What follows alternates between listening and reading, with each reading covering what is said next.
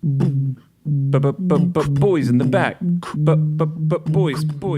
Boys. What is good? We are back. Another episode of Boys in the Back. This time Thursday, March 6th. We made it to March, baby. We made it through February. It's getting a little bit warmer outside. I don't even know if I needed my jacket this morning.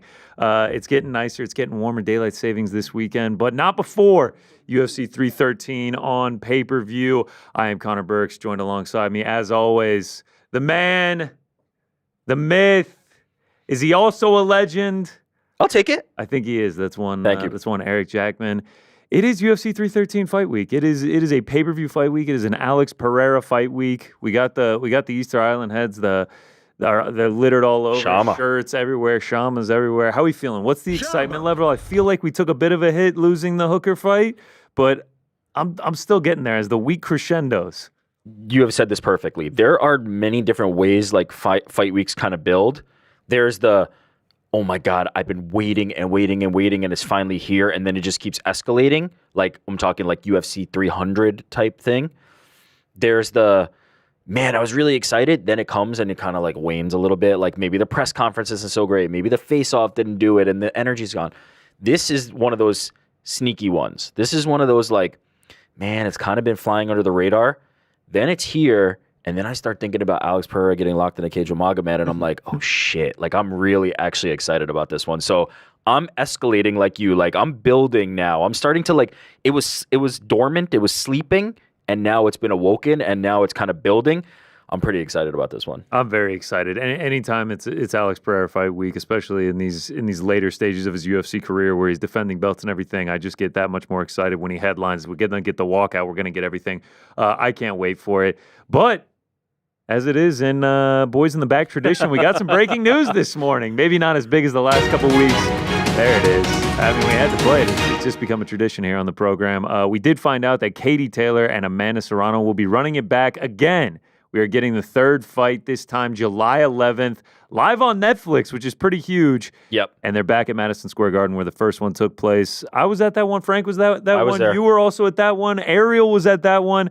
I think Pizzi was there too. I think the whole squad was there, except me and Frank were together. You were somewhere on was press in the row. media section, yeah. Pizzi was, I think he was just out there with the Irish brethren, just supporting their girl, Katie Taylor. And then Ariel was working the broadcast for that one, I believe. Yeah. So we were all scattered throughout the arena, but it was an unbelievable fight. The first one, unbelievable fight. The second one that we saw this past November on the Jake Paul, Mike Tyson card. First one, I actually scored for Amanda Serrano, but I was watching it live in the arena. Second one, I actually scored for Katie Taylor. And it feels like anyone who you talk to, they scored the first one for Katie Taylor and the second one for Amanda Serrano, or some various mix of the two. Two incredibly close fights, and I think we're going to get another really close third one. It's what makes this matchup so special. It's two of the best female boxers of all time. Two of the best boxers of all time. Let's just go there. Let's not even put gender identities on it. Let's just call it two of the best boxers of all time in a perfectly matched fight. I think no matter which side of the fence you fell on in terms of like who won each fight, what anybody can admit is that together they are magic and they are perfectly evenly matched. Every fight has been razor close. The action has been incredible. The promoters deserve a lot of credit for having put this together the first time, putting it at MSG, and then capitalizing on it a second time, putting it on Netflix, now coming back to the well, going back to Netflix, again headlining, again at MSG. Now it's kind of, you've combined the two biggest factors of the first two. You've combined the MSG element of the first one, and now you're combining the Netflix element of the second one to create this third one that's at MSG on Netflix between two of the best ever. And it's just going to be incredible. It is a perfect pairing. I could say it, I guarantee it'll be great, but I think everybody would feel that way. Like, I don't think I'm going out on a limb to say that. And I'm really looking forward to it. They deserve to headline this. This is going to be an incredible show. Two all-action fighters that just put their foot on the gas the entire time, and I just imagine they're going to do it over the course of, I'm assuming, 10 rounds in this one as well. Another interesting part to note about this one, as you can see in the Netflix tweet, it says that they will shatter records once more when they headline the first ever all-women's professional boxing card at Madison Square Garden in New York City. So first of the first women to ever headline an MSG, and now they're putting on an all-female card at the Garden, which is pretty legendary. As I said, again, I think the promoters deserve some credit here, right? Like Eddie Hearn on the Katie Taylor side, and then Nikisa and Jake on the Amanda Serrano side, understanding like what is at stake here. And if you think about the way that this fight was promoted in the midst of Mike Tyson and Jake Paul, because it was the co-main event, it was, hey, look, if this is not for you, you get this. You get these two all-time greats slugging it out on the heels of their first one. They have always tried to elevate this fight in a way that I think helped it now actually elevate to the status that you can do on Netflix, you can do at MSG, you can do an all-women's card. It's incredible. Like they deserve a lot of credit for the vision that they had to kind of push this forward. And then obviously it had to deliver, and they delivered both times. And doing it on the Mike Tyson Jake Paul card was so genius because of how many eyes were on it. I had friends calling me the next day who not only do they not watch combat sports, like they definitely do not watch women's boxing. And they were calling me up and they were like, man, Amanda got robbed. That was such bullshit. I was like, you watched that fight? Yeah. Like I didn't even know you knew that thing was taking place. So hopefully a lot of those eyes return for the third one at Madison Square Garden this summer. I fully plan on being there. Frankie has to be there, right? You got to support your girl. Absolutely. Yeah. Wouldn't it be great if he just turned heel? He was like, nah, I'm with Katie this time. I mean, they're coming to your city. Your favorite fighter in like the best fight is coming to your city again. They could have done this in Ireland. They could have done it anywhere. They're coming right to your backyard, and you're just like, yeah, I'll be there. Frank, any response? Any retort? Yeah, I'll be there.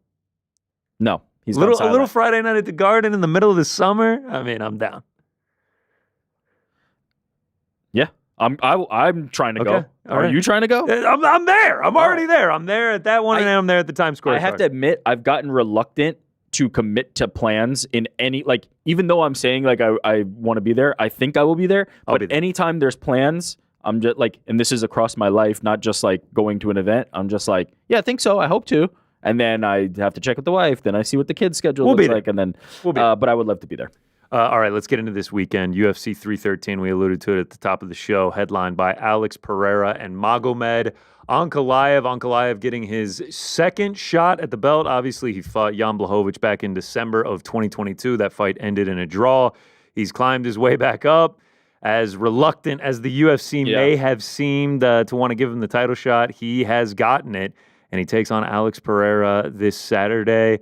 I guess the question is, how long does it take for Magomed Ankalaev to shoot his first takedown? I guess from some of the tweets that we saw in the lead up to the fight, I know he's changed his opinion. Does Magomed Ankalaev shoot a takedown? Yeah, it's a good question. Let's start with those tweets. Why don't we start with where Magomed Ankalaev started the kind of build to this fight, and then we can transition to where it's arrived at this week. So we'll start with the first tweet, which I believe was from mid 2024. No, look at this, January 2024. He's not going to need to wrestle. He's not going to need wrestling. I'm going to come out there and stand across from him. So is that, on Air Jordan, is that January 2025? Or is that actually that long ago? No, that's 2024. It was after the Johnny Walker fight. Holy January 13th, 2024. That is crazy. That's actually crazy that it's been that long since. Was that the second Johnny Walker fight in January 2025? Yeah, must in 2024? Anyway, yes, Magomed Ankalaev remained adamant that he's going to stand and trade. I'm not wrestling. Let's flash cut to what we heard from him this week. Since then, things changed. Glover Teixeira. Glover's wrestling is not going to help him. So it seems like we've had a change of heart where maybe enough people have gotten in Magomed's ear to the effect of, yeah, you'd be stupid to stand with this guy. Use your wrestling. Okay, I think even if he said he was going to stand and trade with him, you didn't believe him. A, I didn't believe him, and B, even if he was lying to himself and was saying, there's no way I'm gonna shoot for a takedown. If things got dicey, if he wasn't liking the striking, he was going to shoot for a takedown. You see the old panic wrestling.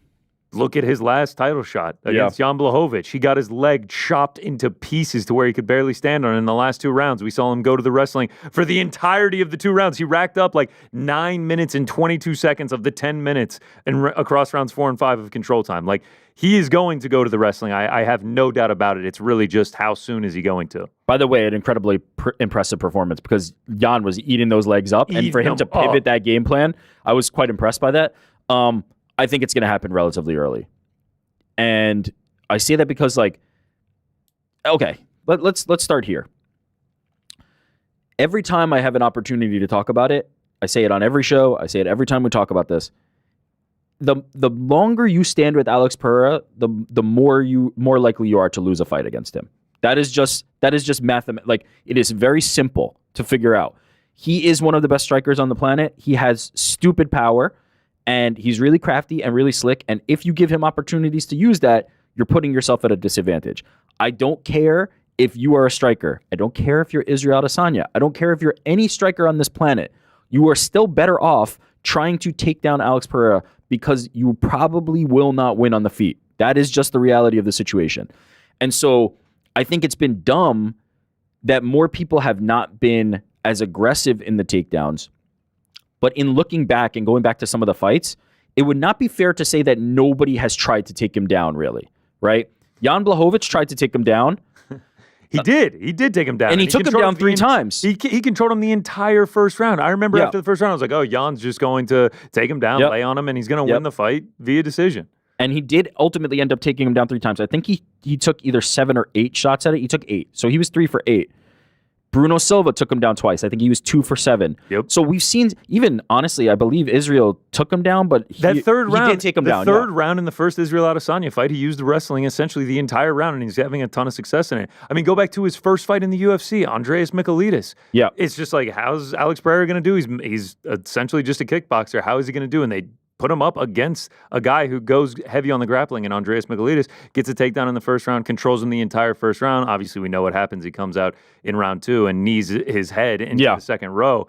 But I think both narratives have been taken like a step too far. Okay. On Magomed Ankalaev's side, the narrative that, yeah, he's a Dagestani, but like, don't get it twisted. He's not this like Dagestani wrestler, and all he does is wrestle. He also strikes, and like, he never wrestles. He definitely wrestles. We've seen him wrestle against Jan Blachowicz. We've seen it in the Krylov fight. Honestly, in the first Johnny Walker fight, obviously it ended in an NC, but he ends up going for a takedown in the first 3 minutes of that fight. Like, he attempted takedowns. He's gone to the wrestling before throughout his UFC career. And then Alex Pereira, on the flip side of that, no one has ever tested his grappling. Israel Adesanya did it. Jan Blachowicz did it. Andreas Michailidis did it. Bruno Silva had some takedowns. Now, the thing is, in all of those fights, he ended up winning every single one of those. I just think these narratives of he's never had the wrestling tested and Magomed Ankalaev is not a wrestler, he won't go to the wrestling. I think it's sort of a meet in the middle. Like, yeah, he's had it tested, but this is going to be his toughest test. And like, yeah, he is predominantly a striker, but I think he is going to go to the wrestling here. I actually know he's going to go to the wrestling. I'm reading between the lines, but is it safe to say you think he's the best wrestler he will have faced? I think so, yes. Yeah, I think so too. Israel Adesanya is not a wrestler. No. Bruno Silva is yes, he uses the wrestling. He is not a wrestler. Jan Blachowicz is probably the best grappler, right? Yeah, but best grappler. But primarily not like an all-American like shoot a double wrestler. Nor, by the way, should we say that Magomed Ankalaev is, but I would say it's safe to say that he's probably the best wrestler he's faced. But I think you've touched on something important, and I agree with it, which is like the early narrative was Alex is facing a wrestler, it's over. So then we saw this like wave of, Magomed's not really a wrestler, which is accurate, right? Primarily, the way his fights play out, he's not Habib, right? He's not just diving at legs, trying to grab you, trip you, take you down, and keep the fight there. But it's in his arsenal. And a lot of times what we forget is the reason why somebody is executing a certain game plan a certain way is not just because like they can or cannot do something, but also because what opportunities are presented? What is the opponent showing? What is my easiest path to victory? And so just because Magomed is not standing there shooting on takedowns, a lot of those times he's winning those fights on the feet. He's been extremely effective. He is winning these fights, right? Like regardless of what you think of the style points associated with him, he is winning these fights on the feet. And so if I'm Magomed, why would I change that up? Why do I need to wrestle? Now, here you meet, there's an impasse. Now you have met somebody where I promise you, I promise you, you will not beat Alex Pereira on the feet. Promise.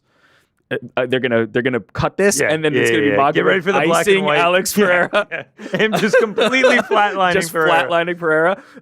It would be an incredible moment, and I'd be happy to be a part of that reel because of the shock that would like blow my mind. The Magomed Ankalaev hype tape. Guy just starts doing viral there numbers on YouTube, There is IG. no way he can strike with him. Truly, though, I don't believe that is an equal fight. I don't believe that on the feet, Magomed and Alex Pereira is an equal striking affair. there will be an advantage for Alex Pereira. And so that creates a different system, that creates a different logic and a different game plan that Magomed has to go through. It cannot just be stand on the feet and be effective there. He is probably going to have to wrestle. So like you, I think he will shoot. I think he will try to grapple. Then, as I said, I kind of went back through. What I started to realize is a lot of people take Alex Pereira down, but it's very hard to keep him down. Or if you keep him down, the next round starts on the feet, and it's hard to do it again because he's so good with the distance, because he's so good on the counters, because getting in on his hips mean you're entering the danger zone, right? Like when you come in to shoot a takedown, it's not like somebody's just standing there like, hands up, come take my legs. You're getting into the zone where Alex Pereira does his best work. You're getting into the area where you're putting yourself in danger. So this idea of like, just shoot, it works for some people and it works against certain opponents. Alex Pereira is not a guy you want to just shoot against, right? You want to give him something to think about. You want to strike with him and you want to mix in the game plan of the grappling. I think the most effective way Magomed Ankalaev can win this fight is staying on the feet long enough to threaten and then going to the grappling. If he just comes in like Marab and he's just spamming takedowns, I'm pretty certain he's going to catch an uppercut and his head's going to be in the fifth row. I'm pretty sure. If he stays on the feet long enough to give Alex something to think about and is able to close that distance in a way that keeps him relatively safe, and then maybe he can grab a trip or maybe he can grab a leg and get on a single, chain to a double, get him up against the cage, I think he'll have some success because if you can stifle Alex Pereira, if you can push him back and he can't get his offense off, you'll probably be effective. But again, it's dangerous. Like Alex is just a nasty dude to try and do that against. Well, the thing is, I actually think that Magomed Ankalaev can stay in the realm of competitiveness on the feet for maybe not the entire 25 minutes, but for an extended period of time. I don't think he needs to come out here and just desperation grapple right off rip. I do think Alex Pereira is going to watch back the Jan Blachowicz tape and go to the leg kicks early and often. Oh boy, he said they have the most powerful leg kicks in the division. So I do think he will do that. But how easy is it to grapple when your leg is like? It's not going to be easy if Alex Pereira starts accumulating those leg kicks early. Okay, well that's actually something that I thought about. Is like we've seen some tape going around of Alex Pereira practicing grappling a lot, drilling grappling, going with techniques. We saw just yesterday. I mean, here's him and Glover practicing. I think this is at the PI. Obviously, the fight taking place in Las Vegas. Like he's obviously drilling grappling more than he has in the past, at least it seems. And we should also note that he's been working with Glover Teixeira for years now, and Glover Teixeira is a high level black belt. Like this is not like just like you're training with your regular training partner. Like the knowledge that Glover Teixeira has about grappling is immense, is a wealth of knowledge. And so he's with the right person if you're trying to train your grappling skills. Yeah, and I mean, he's been awarded a black belt from Glover. Now, some people question, how real that is because, like, he's obviously, I think he got awarded it after the Jamal Hill fight where there was no grappling, but maybe that was just for presentation. But he is a BJJ black belt awarded by a guy in Glover Teixeira who, like you said, is a very accredited black belt himself. Also, he went down to Fighting Nerds just a few months ago, and he was grappling with Caio Bajalio. That's another good grappler right there. Very skilled grappler in his own right. I mean, it just seems like maybe this is just the press tour he's putting out. It's just like, let's start dropping the grappling videos more. But you look at him with Caio. Obviously, this is a different weight class, right? We're talking about a middleweight versus a light heavyweight. But what is very clear, first, I mean, it may be stating the obvious, but Alex Pereira is a very big and very strong man. Like, I know you can say that about most fighters, but with him, I'm talking like in particular. He is a very big and a very strong man. And so when you have him in positions like that, it's hard to keep a guy that is that powerful down. His technique might not be the best, right? He may not be the guy who's going to flow between positions. But even if you're controlling him, there's an understanding that maybe he's going to be able to power up. Maybe he's going to buck it off. Or if he's just standing there and keeping himself safe, that bell is going to ring.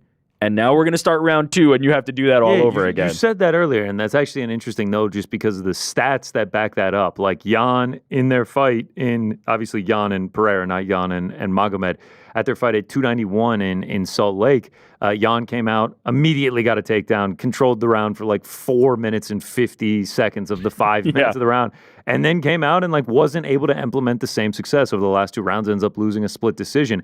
And then Izzy, round 3, he had all the success. It's just like, man, go back to the well, but he doesn't do it. Like we see these moments of success, the Michailidis fight, where like they control like the whole round. They have so much success in the round, but then the next round starts. Like he won all of those fights. Alex Pereira has a very distinct advantage over most fighters. And that is, and there's a few guys like this. I've pointed to Francis Ngannou in the past, but I don't think it's quite the same as with Alex Pereira, which is that even if he has 30 seconds and it's round 5 and it's the last 30 seconds of the fight, you are in immense danger because he has that kind of life-changing power and he's capable of implementing it that late in the fight, right? There's some guys who if you get them early, they're so drained by the time it comes that they can't land that punch anymore, right? They've been too thoroughly gassed to the point that they don't have that.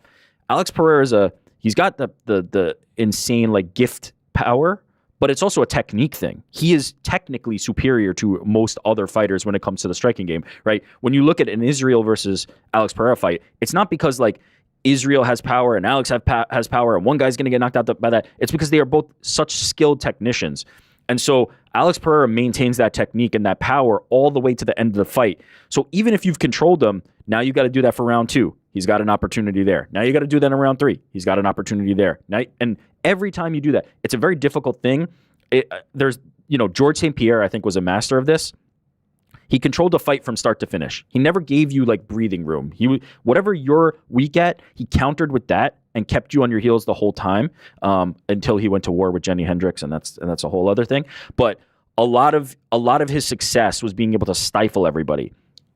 Alex Pereira can be stifled. We've seen it, as you've said. We've seen it for a round, but to do it for a fight, to do it for the 5 rounds, that requires a very specific level of dedication and a very specific level of skill to be able to stifle him for that long, because he does not need long. All right, so here's another thought that's been running through my head all week. Like, yes, the stifling from the wrestling coming in around, but like we have seen Alex Pereira in incredibly close fights. I mean, the Khalil Roundtree fight before he got the knockout was a pretty close fight. Can I give a hot take? Yeah, wasn't that close? I thought every round that went by that people were like, Khalil's doing so good, all I saw was him losing steam and Alex seeing the openings more and more. Okay, Yuri fight 1. He lost round 1. Yeah. Obviously gets the knockout in the second round. The Jan fight, razor close, split decision, very, very close. The Izzy fight, number 1. Most grappling, by the way, we should note. Yeah. The most grappling. Yes.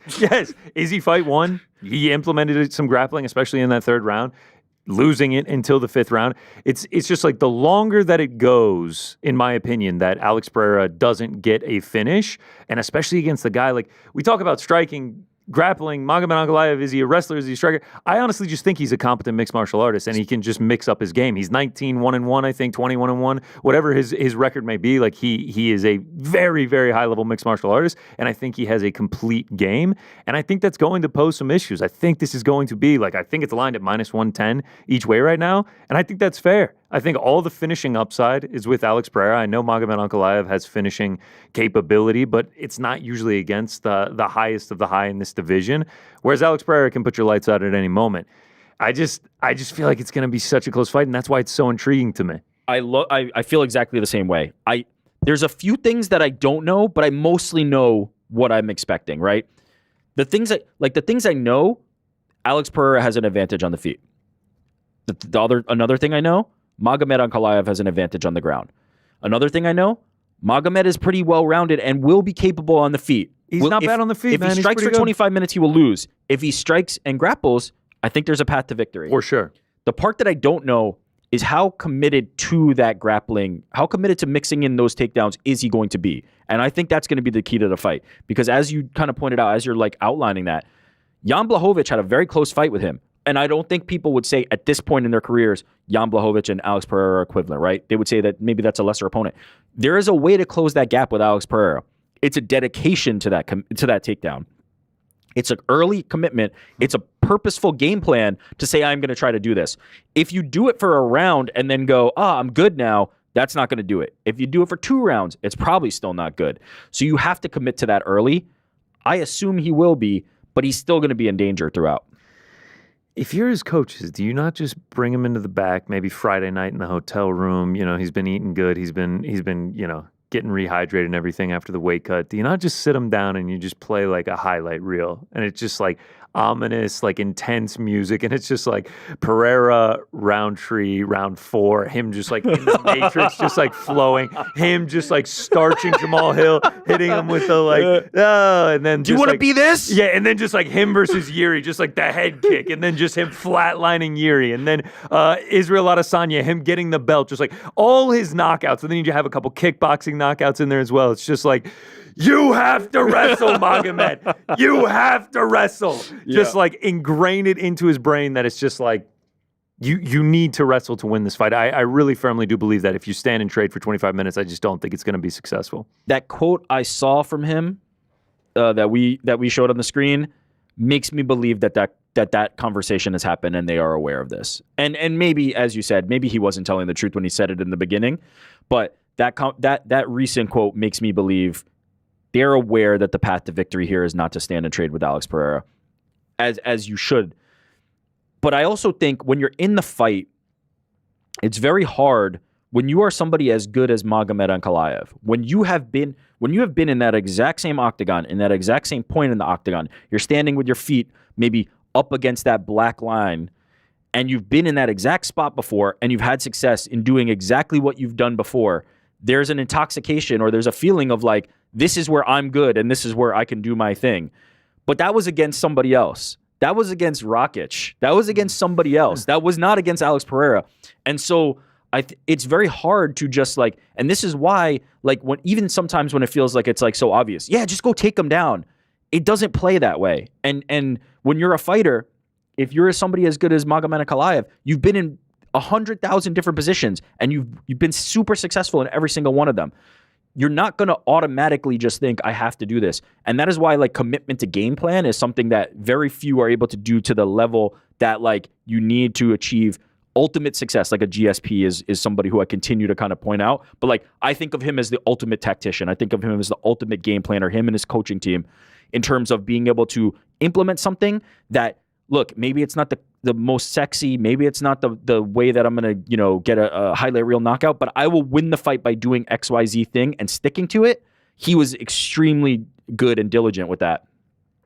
That is how you have to fight in order to win at this level. And so, I don't know. I think there could be a real chance that Magomed's in there and just feeling like, no, I'm doing pretty good on the feet, and it's just too easy to continue to try that. And then all of a sudden that left hook comes, and it's like, oh, fuck, I probably wasn't doing as hot as I thought I was.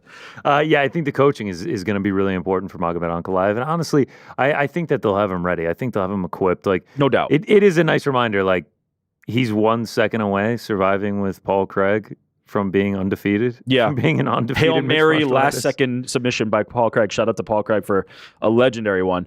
I feel about Magomed Ankalaev, he's like simultaneously very well respected and then still yet somehow underrated, if that makes sense. Like, I see so many people being like, he can stand with him. Hell, he could knock out Alex Pereira. He's so well-rounded. He's Alex Pereira's nightmare. But then at the same time, I see so many people just like almost disregarding how good he is. Okay, so I actually think this really comes down to his lack of star power. Yeah. He is not a star by any means. No. And he's going up against one of the biggest stars, if not the Star for the UFC, star for the UFC right now.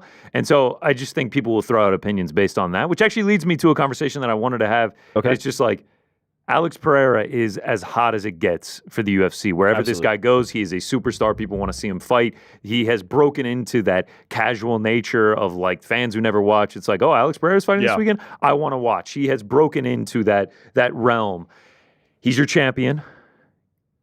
You want him to stay champion from like a numbers perspective? Yeah. Magomed Ankalaev does not have that same star power. He doesn't have that same draw. He doesn't have that same ability to captivate the audience. Without saying like, we want XYZ person to win, it is very fair to say it is better for business if Alex Pereira remains It's better champion. for business if Alex Pereira remains champion. So I basically just wanted to ask you, if Pereira wins, what do you think his future looks like? Do you think he remains champion at 205 and defends against whoever's next? Probably will likely have to be a rematch or maybe like an Olberg or someone steps up.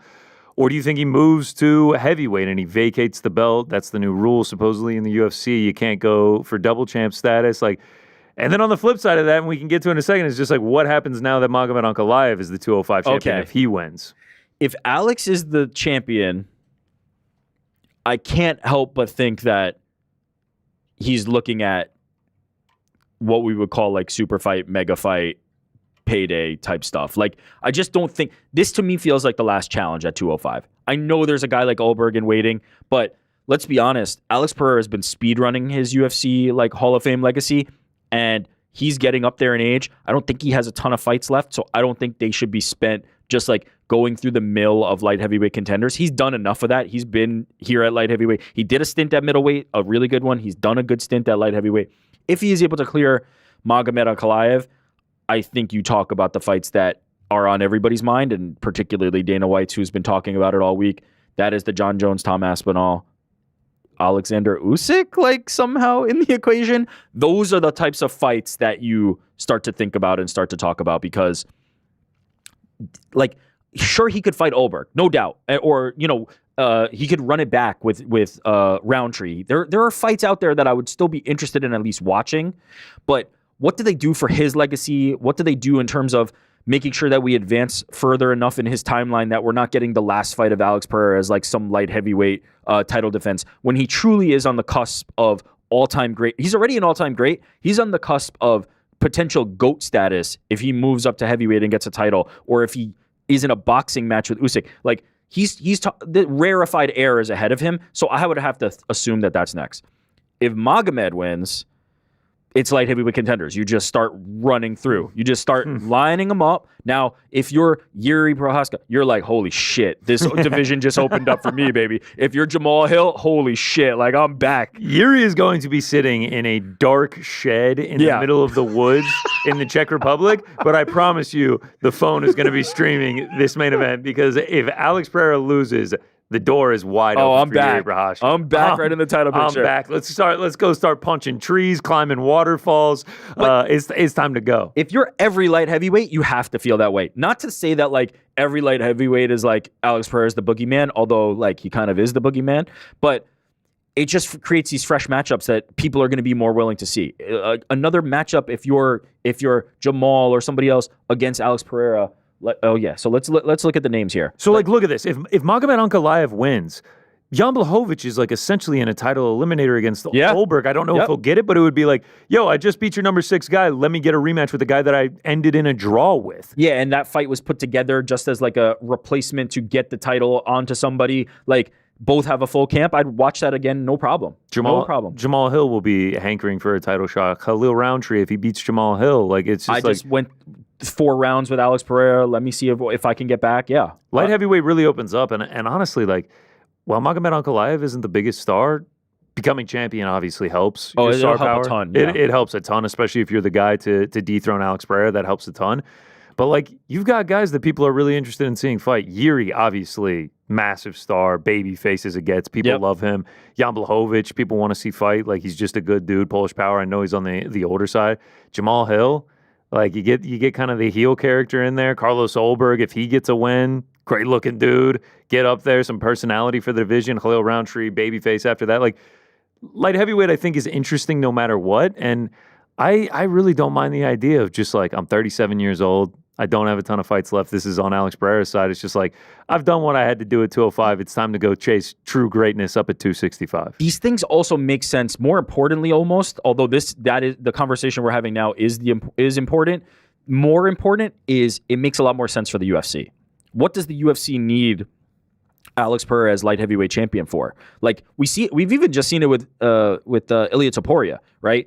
His value, his star power, his ability to like draw attention is independent of the belt. Now they're saying, okay, we'll put him in now the lightweight division. I'm talking about Ilya here. We put him in the lightweight division, and now we'll try to craft this new narrative, right? Now we can put him up against Islam, maybe a contender. I hope it's against Islam instead of a contender.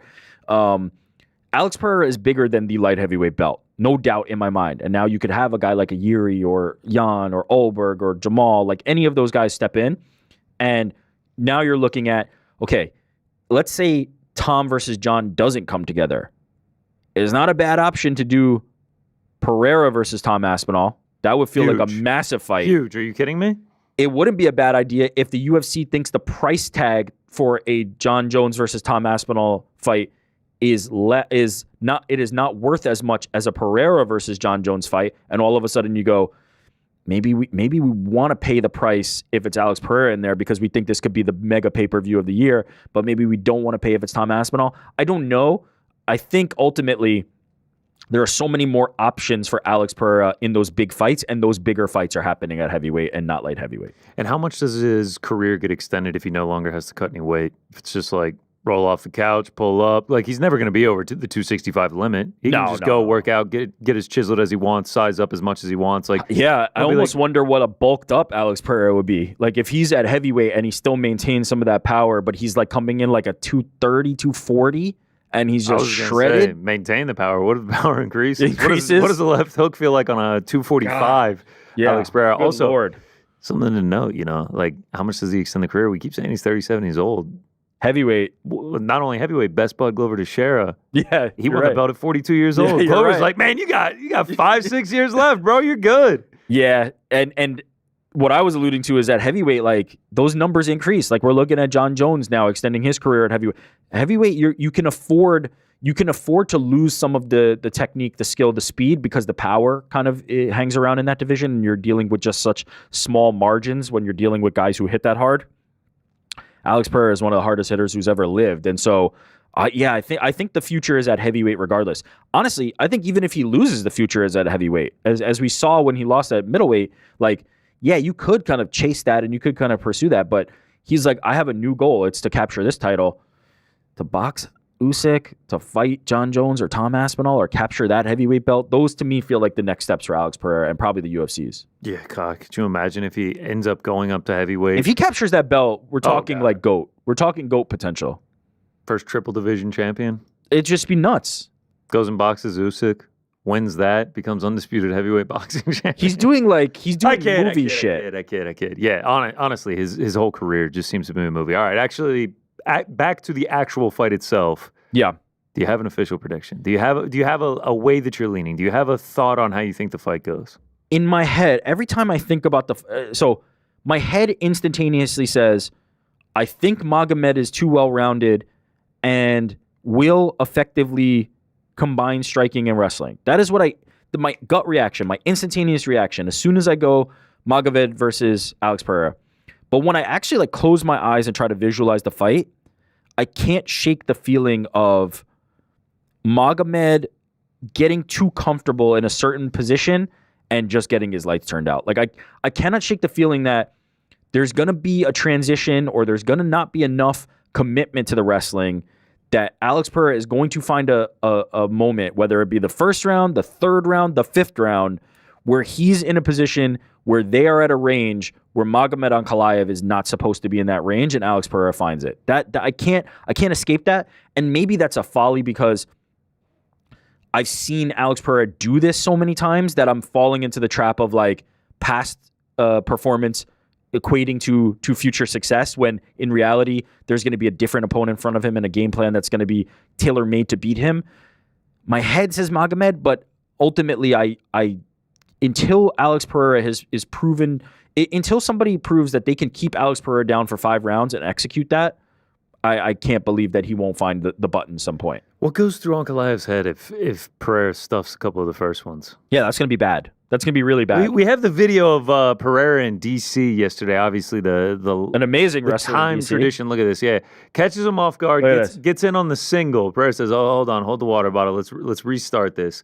I gotta really show you my wrestling." D.C. looking astute in the glasses. Looking stuck. He's really shoot. Oh, there it is. Oh, look at the hips go back. Look at that. Look at the hips go back. Shifting the weight, puts him right up against the wall. Starts throwing some knees in there.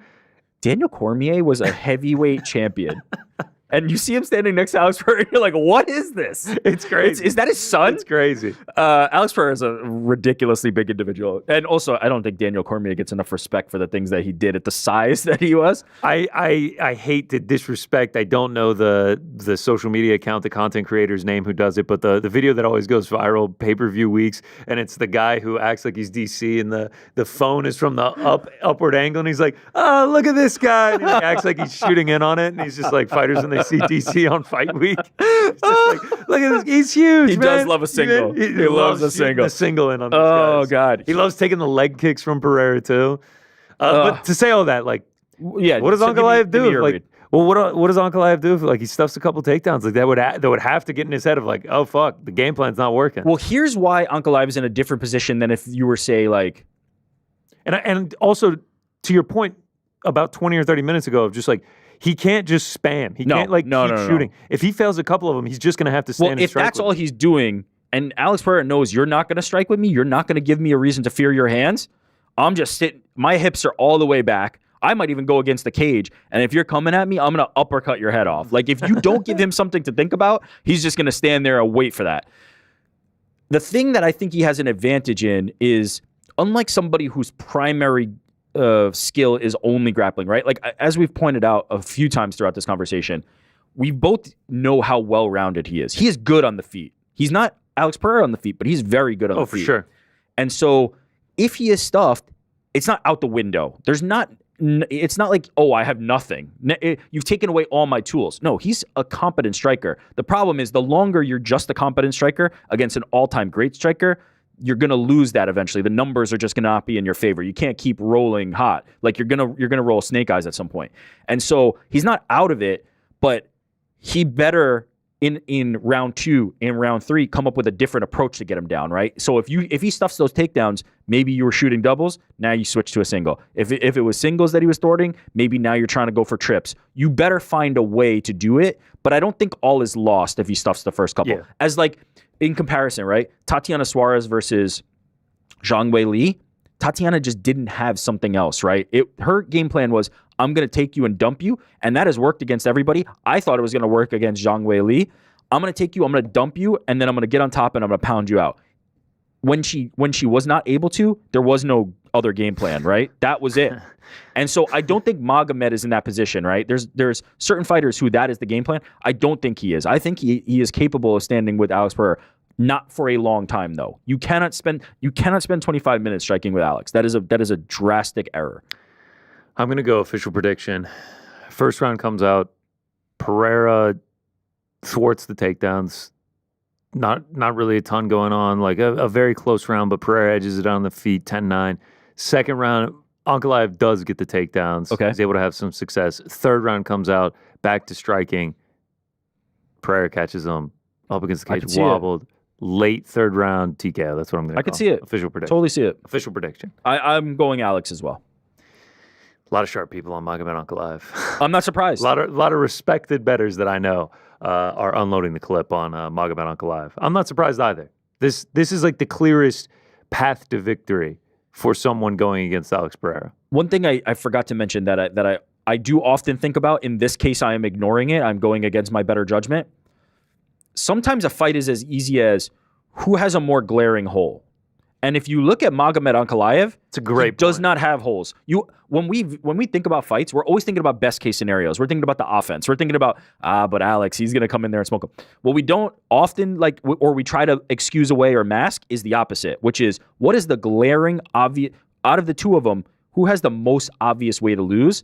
The most obvious way to lose is Alex Pereira not being able to stand Magomed's grappling. That is 100% the biggest hole. Because on the other side, I don't think Magomed is like outgunned as if he can't strike, and definitely not in the grappling, right? His defense, I'd be shocked if Alex Pereira is the one shooting takedowns. And so he doesn't have those holes. Alex Pereira has the biggest hole. Sure. But I also do think he has the biggest weapon, which is that power. So it's I'm very excited about this fight because I want to answer those questions. Last question. It is a fascinating fight. I think it's going to be incredibly technical. I think it's going to be tactical as well. How are you going to implement your game plan on one another?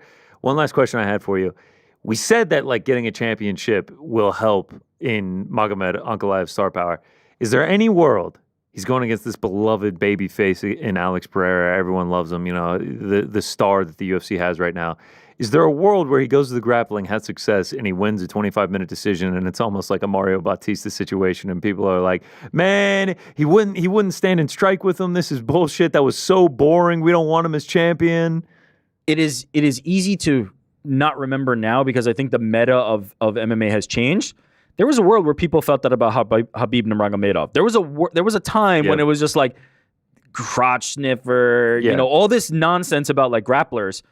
If you become light heavyweight champion and hand Alex Pereira a loss, I don't give a shit how you got it done. You got respect in my books. I don't give a shit how you got it done. You already have respect in my books, but then it's just tenfold. See, the problem for me with the Mario Bautista and Jose Aldo fight, I feel like this fight comes up more than any fight in human history. It just makes me laugh so hard. Like the slander campaign, like poor Mario Bautista, like just went out there and got a win over Jose Aldo, and it's just like seven-fight win streak or whatever he's on, and like the most hated man in the UFC. The problem with that fight was there's nothing on the line. It's just like this could have been a fun fight. Or Jose Aldo could have been booked against somebody else, and instead we got this. This is a light heavyweight title. This is a championship fight against a guy who is literally building a highlight reel of corpse. Like he is demolishing everybody. The way to not be added to that highlight reel is to do that. I think there will be people, but they would be very uneducated, uninformed people. Yeah, the loudest people on Twitter, the vocal minority. It'll be very interesting.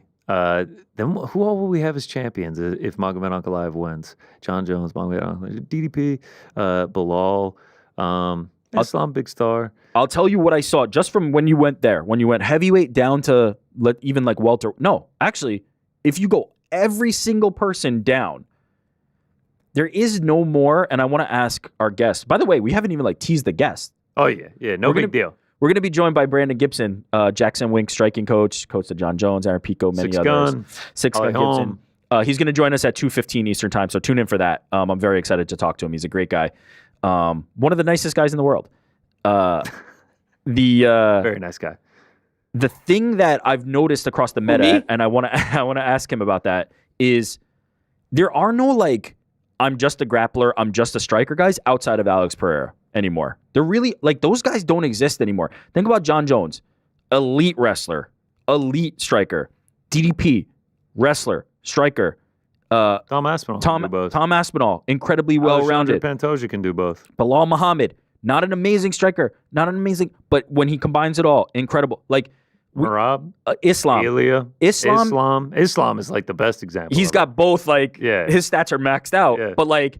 Every single guy, even down to, let's say, Volk wins the title or Diego Lopez, grappler, striker. Like, there is no more. There is no more, like, specialization, which is why it's so kind of fun that Alex Pereira is doing the shit that he does, because he is the last of that, like, yo, I'm just going to go in there and knock you out. I don't give a like, there is no wrestling in my world. There is no wrestling. I mean, he's speedrunning. He's speedrunning a Hall of Fame career. He's speedrunning GOAT status. And you actually mentioned that earlier, and it kind of piqued my interest a little bit.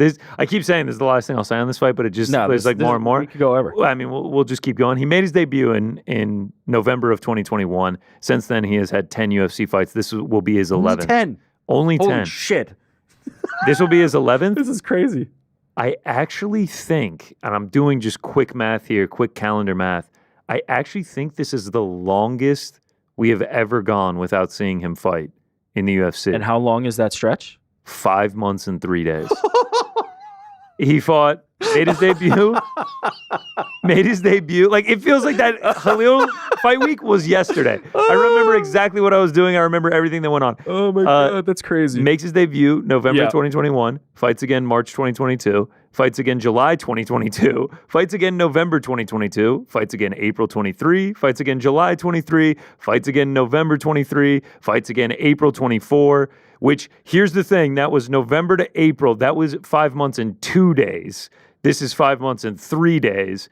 April 2024, June 2024, October 2024, March 2025. Like, he is just good for it. Yeah. He's good for 3 fights a year. He's going to put on bangers. Like, it's the kickboxing thing, man. Like, they're just used to fighting so much. We saw it with Israel when he was racking up title defenses. It's just like, yeah, I'm good. I'm ready to go. Roll it. Alex Pereira is a one of one. Like, I'm confident in saying this.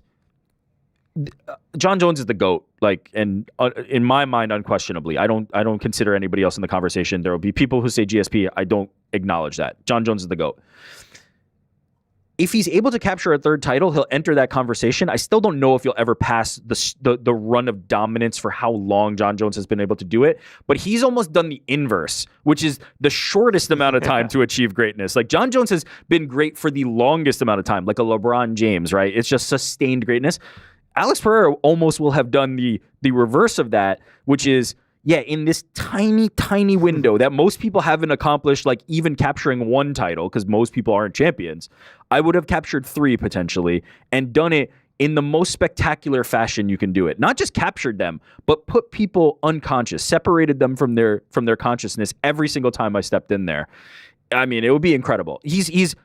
I can't say he will be the GOAT because I do think John Jones's longevity is going to keep him there forever, but he will nobody will ever do what he was able to do. It'll be like extremely unique, one of one. It'll be like the most mind-blowing resume. It'll be like It's GOAT, insane. like insane run. Like McGregor's like the GOAT in terms of like the impact he had on the sport, like just how big he made. Obviously no not doubt. the greatest fighter. John Jones, Best for business. greatest Conor fighter. McGregor. Yeah, Alex Pereira, GOAT on just like mind-boggling resume and how quickly he can beat it. You want to know the craziest part? He has till November of next year, which is an eternity in Poatan time. In Alex time. To move up to heavyweight, maybe get a couple wins there, go fight Usyk, recall it. And it's just like, I started in the UFC 5 years ago, did 15 fights. I'm out. I'm good. Yeah, I mean, technically, he owes us 3 fights this year. That would get us to 13. Does 2 next year. That gets us to 15, and then goes and boxes 1 and then calls it. Yeah. And nobody would look at that career, that short but incredible career, and be like, nah. Everybody would be like, yeah, this dude was the one.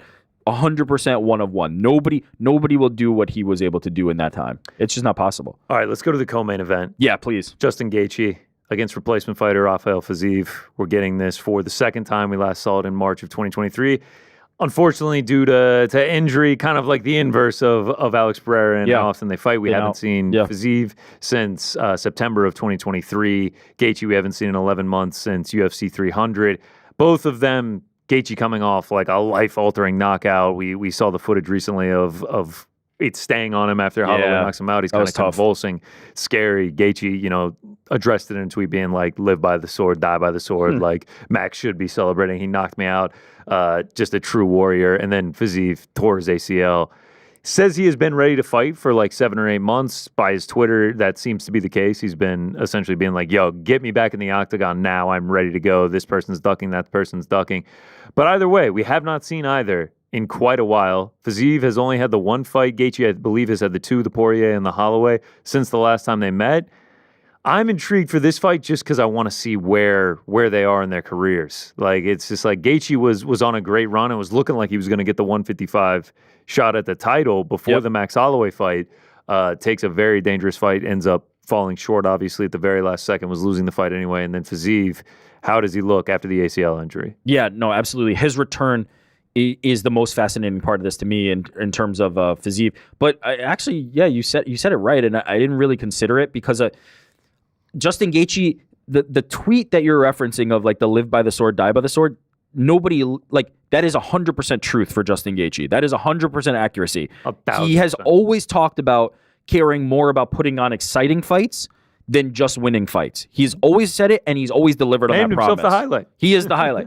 And he has always delivered on that promise. And so I almost like, maybe I'm being naive, or maybe I'm like doing something that I probably shouldn't, which is that I'm kind of not even considering the fact that he got completely iced by Max Holloway, because I'm so used to him being in that predicament and being ready for battle and accepting the outcome of like, I got knocked out. Whereas if it was another fighter where that was the most devastating moment of their life and they could never recover from that, I'd be considering it more. But with Justin Gaethje, I'm just like, he knew that was possible because he goes in there ready to die every single time he fights.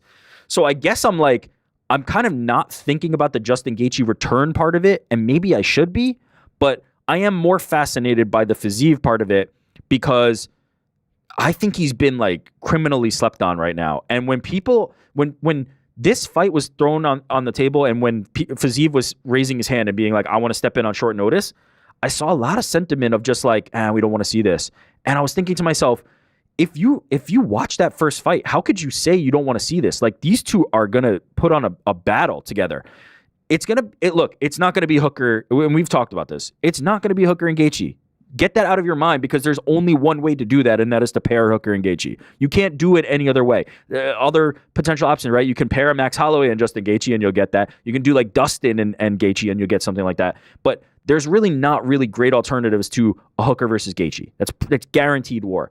But Fiziev is not some like pity pat type fighter. He is going to come in there and try to put hands on Justin Gaethje and feet and just really hurt him. And so I think people have, in the time since he's been out, forgotten just how good of a striker he is, just how dangerous he is, just how technically sound he is, and what he's going to be able to do in order to press Justin Gaethje and make him make a false move. I'm pretty excited about this fight, and I think Fiziev's being like criminally overlooked is kind of where I've fallen. Well, I just don't know how you can't be excited for it. I mean, we saw the first fight. It was a great fight. It was very close. I don't think people remember how good it was. It was an incredibly exciting fight. And then also just look at the statistics in terms of the bonuses. Like, Gaethje, obviously 18 bonuses across his career, almost $1 million earned from that. And then Fiziev, up until the ACL tear against Gamrot, he had 6 straight bonuses. Yeah. It's just like, these guys are going to come put on a war. I have no doubt about it. And I know we saw Justin Gaethje like almost jokingly go for a takedown in the last one. Like, he got like 1 second of control time off of it. Like, it was at the very end of the fight. These dudes are going to stand and trade, and they're going to put on a show. I really do have no doubt about that. But in terms of like who is going to win, and it's actually funny you say like Fiziev is getting criminally underrated despite losing the first fight. He opened as the favorite, and he's only grown as the favorite since. Opened at like minus 125, has grown to like minus 170. The difference between like the betting odd adjustment on him and the fan sentiment about like what they think of him as a fighter in terms of like the action, I think is a huge chasm. Because I'm like the bettors here. I think he's gonna win this fight. I think Fiziev is gonna win the fight, and I kind of left the first fight feeling like he was the better fighter. I know Justin won it, and his grit in the later round, in the third round, to be able to get it, I was extremely impressed with. But I did come away thinking, like, if they stand long enough, like, Fiziev is the better striker, in my opinion. He doesn't have as much power as Gaethje. Gaethje has, that otherworldly kind of power when he's just standing, biting down on the mouthpiece and winging him. But Fiziev is extremely slick, extremely technical. He's a real striker, and so I lean his way, and I'm kind of surprised that everybody's like not. Dude's got the physique of like a statue. Yeah. He does. Like, it's unreal. He stays in shape. He's a fire hydrant. He's just stays in shape year round. Like, do you think the short notice is going to have any effect on him? No, because I think he's been thinking about his comeback for a very long time. I'm same. Like, I just think that he's gonna. He's as you gonna said, be ready he's to been go. Itching. Yeah, he's been waiting. Itching. He's been training in Tiger Muay Thai, like out in Thailand. He's been riding motorcycles, like just staying in shape, staying ready. And like, I think this is just like the perfect thing. He's just like, let's do it. Yeah, fly out to Vegas. I think both these guys are like, these are two guys that I'm not like. And again, maybe I'm off here. Maybe I'm overlooking something. I'm not concerned about these guys in how they're going to show up. There's certain guys where you're like, I don't know, it was a short notice, it was a rough camp, and certain guys you go like, I don't know, they're going to give their best performance. I've never had a concern in a Fiziev fight or a Gaethje fight that I'm not going to get the version of that. Like, maybe they're not at their best, right? Maybe it's not their best performance, but it will be. It won't be so obvious. It won't be like, oh man, that guy looked really off, right? Like, as an example, that time in Atlantic City, we were like, holy shit, what happened to Vicente Luque? Dude.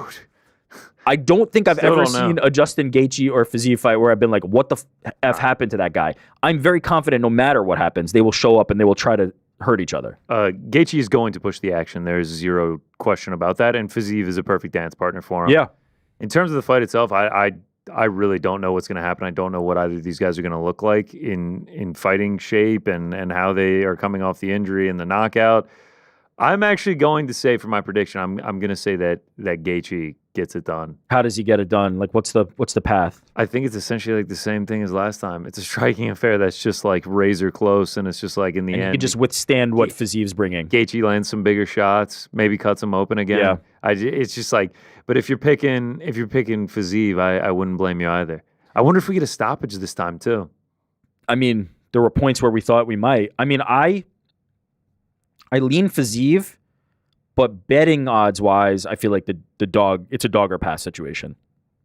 That's ultimately where I'm at. Like, I think Justin Gaethje at like very high dog odds probably makes more sense, especially considering how razor close the fight is. But if I get a coin flip, if I'm 50-50, I lean Fiziev. I just think the slicker striker. And I don't see, like, again, I don't think this is going to be a wrestling affair. Maybe Justin Gaethje, like, tries it a few times. But, you know, Fiziev is very good defensively. So, yeah, I ultimately feel like Fiziev is going to be the slicker striker and lean that direction. But odds-wise, like, yeah, I don't blame anybody for taking a shot on Gaethje here. And talk about the opportunity here for Fiziev. Ranked 11th right now. We haven't heard from him in a year and a half, essentially. And he gets the number 3 guy in Justin Gaethje. Huge. A win here would be absolutely massive for him. Can't wait for that one. Let's keep rolling on the main card. Jalen Turner, Ignacio Bahamondes. Kind of like two ships passing in the night here. Like, Jalen Turner been on sort of a bad run, 2-3. Bahamondes 4-1 in his last 5, and also two very big ships, both 6'3", fighting at lightweight. Two very big ships. This is actually the tallest opponent that Jalen Turner has fought in the UFC. He usually uses that size to his advantage.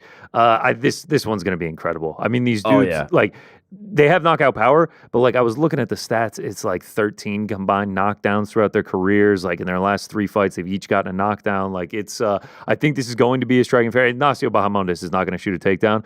Maybe Turner does, but I doubt it. Turner's an underrated grappler, but he's typically opportunistic. I feel as if this is going to be a striking battle and like just two giant lightweights in there, just like throwing it, flicking up kicks. Like I feel like someone might get stung at some point, maybe even get finished. I just think this is made to be a very exciting fight. You mentioned the knockdowns. He nuked Turner, that is, nuked Renato Moicano in his last fight. Looked like the fight was over. And then did the walk away, and then unfortunately that came back to bite him in the ass. But unfortunately for Ignacio Bahamondes, if Jalen Turner drops him, I assure you there will be follow-up shots. He's not doing that mistake. I assure you there will be follow-up shots. I was thinking about this fight, and I was thinking about how much fun it could potentially be on the feet, and how they're both like these extremely long, powerful strikers and going to be game. But I could not help but, when I thought about it, I was like, damn, there was a point where Jalen Turner was like the super prospect. There was a point where his size and physicality, people were like, this is going to be the next like champion. After he subbed Brad Riddell, I want to say International Fight Week 2022 in like 45 seconds, and he was on like a 3 or 4 fight win streak. I was like, this is the guy. 5 at that time. 5 fight win streak. I was like, this is the guy. This is the guy at 155. That's like the dark horse. I think you're not alone in that. Everybody started feeling it. And so I thought to myself, like, have we fallen that far if you're Jalen Turner? Then I looked back at it, and this is what stood out to me. The answer is no. Mateus Gamrot. Splitty. Dan Hooker. Dropped Mateus Gamrot in that fight as well. Dan Hooker. Splitty. Razor close. Bobby Green. Knocked him out first round. Bobby Green.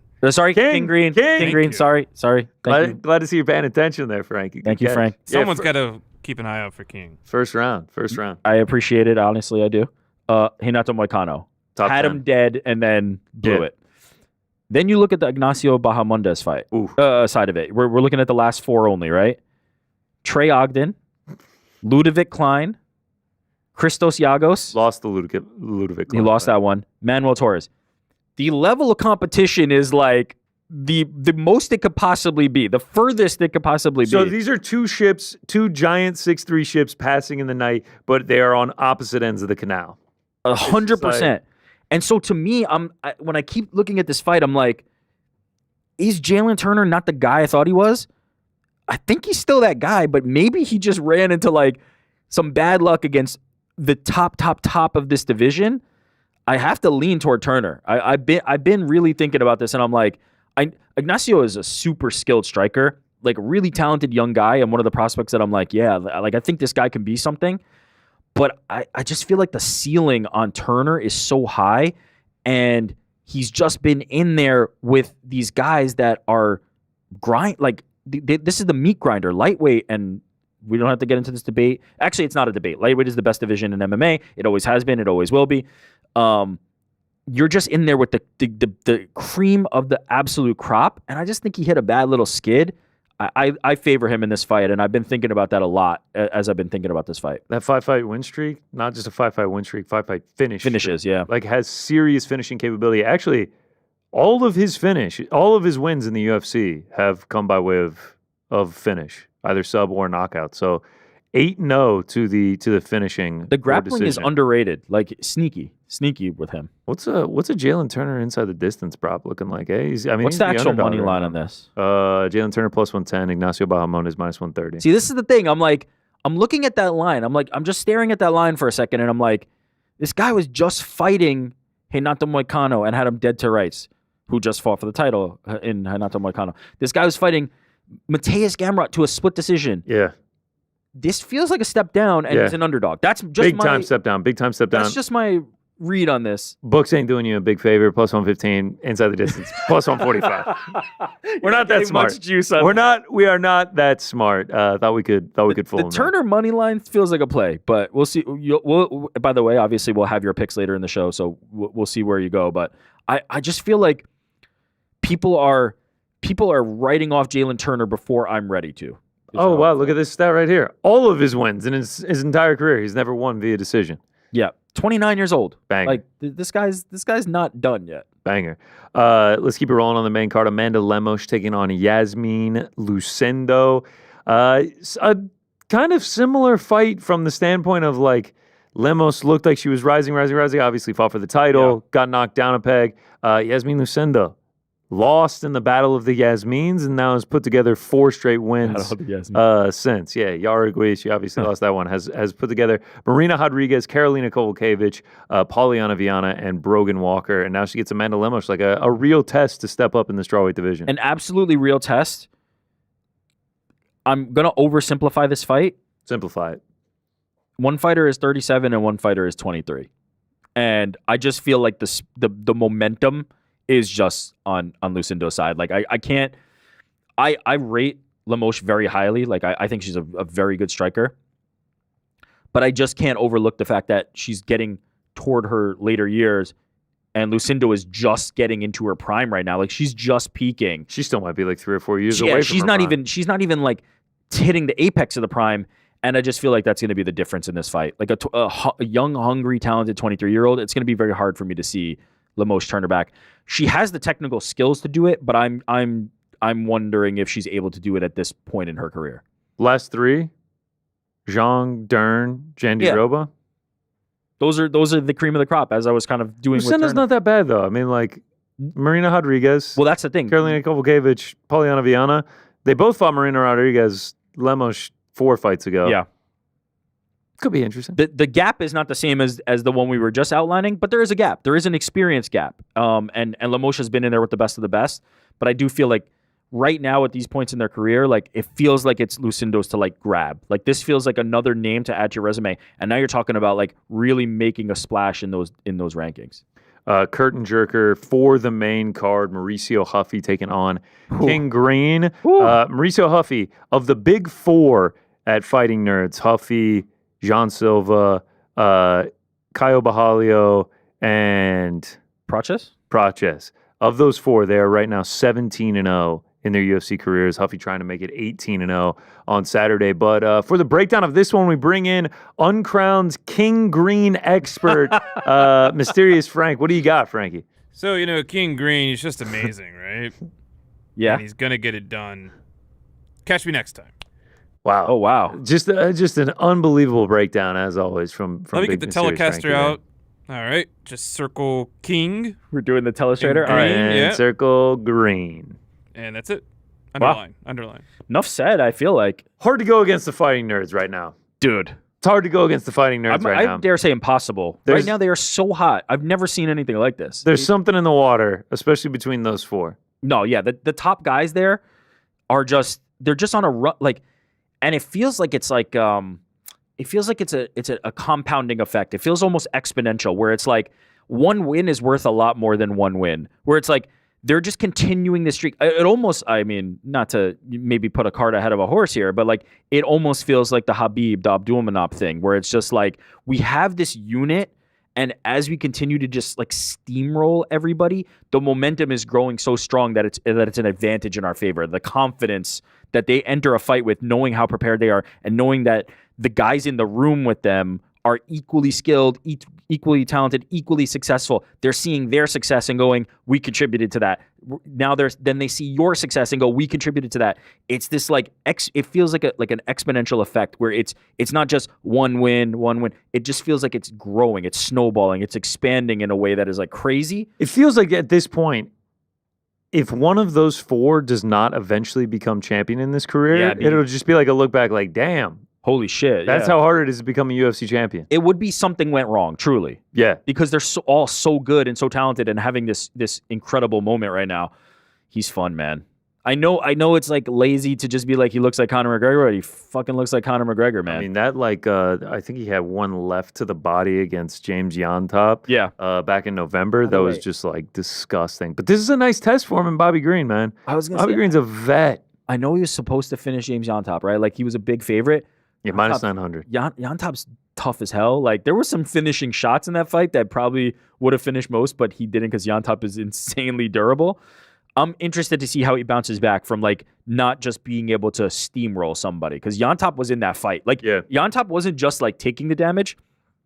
He was really throwing back. He was giving him something to think about, and there was an opportunity for him to lose that fight. Ultimately, he was successful, but I'm interested to see how he rebounds from that. And then the fact that he's rebounding against a guy who in King Green is the veteran of all veterans. This guy has seen every version of MMA, every promotion, every opponent has stood across from him. He's been in there with Islam. Like this is the like veteran that you can face. And so that is not only is it a step up from like a skill perspective, it's a step up from like being in there with somebody who has seen the things that you can do in other people and is not intimidated by that, right? There's no opportunity for this like fighting nerds momentum and that bladed stance for Bobby Green. Sorry, I almost did it again, Frankie. For King Green to be like, oh man, like this is throwing me off. He's seen every single thing you can see in MMA, and I think that's going to be an interesting thing to see if Hoofy can get past him. This will be his 27th walk to the octagon. He also had 5 fights in Strikeforce. I was going to say before that he's still fighting.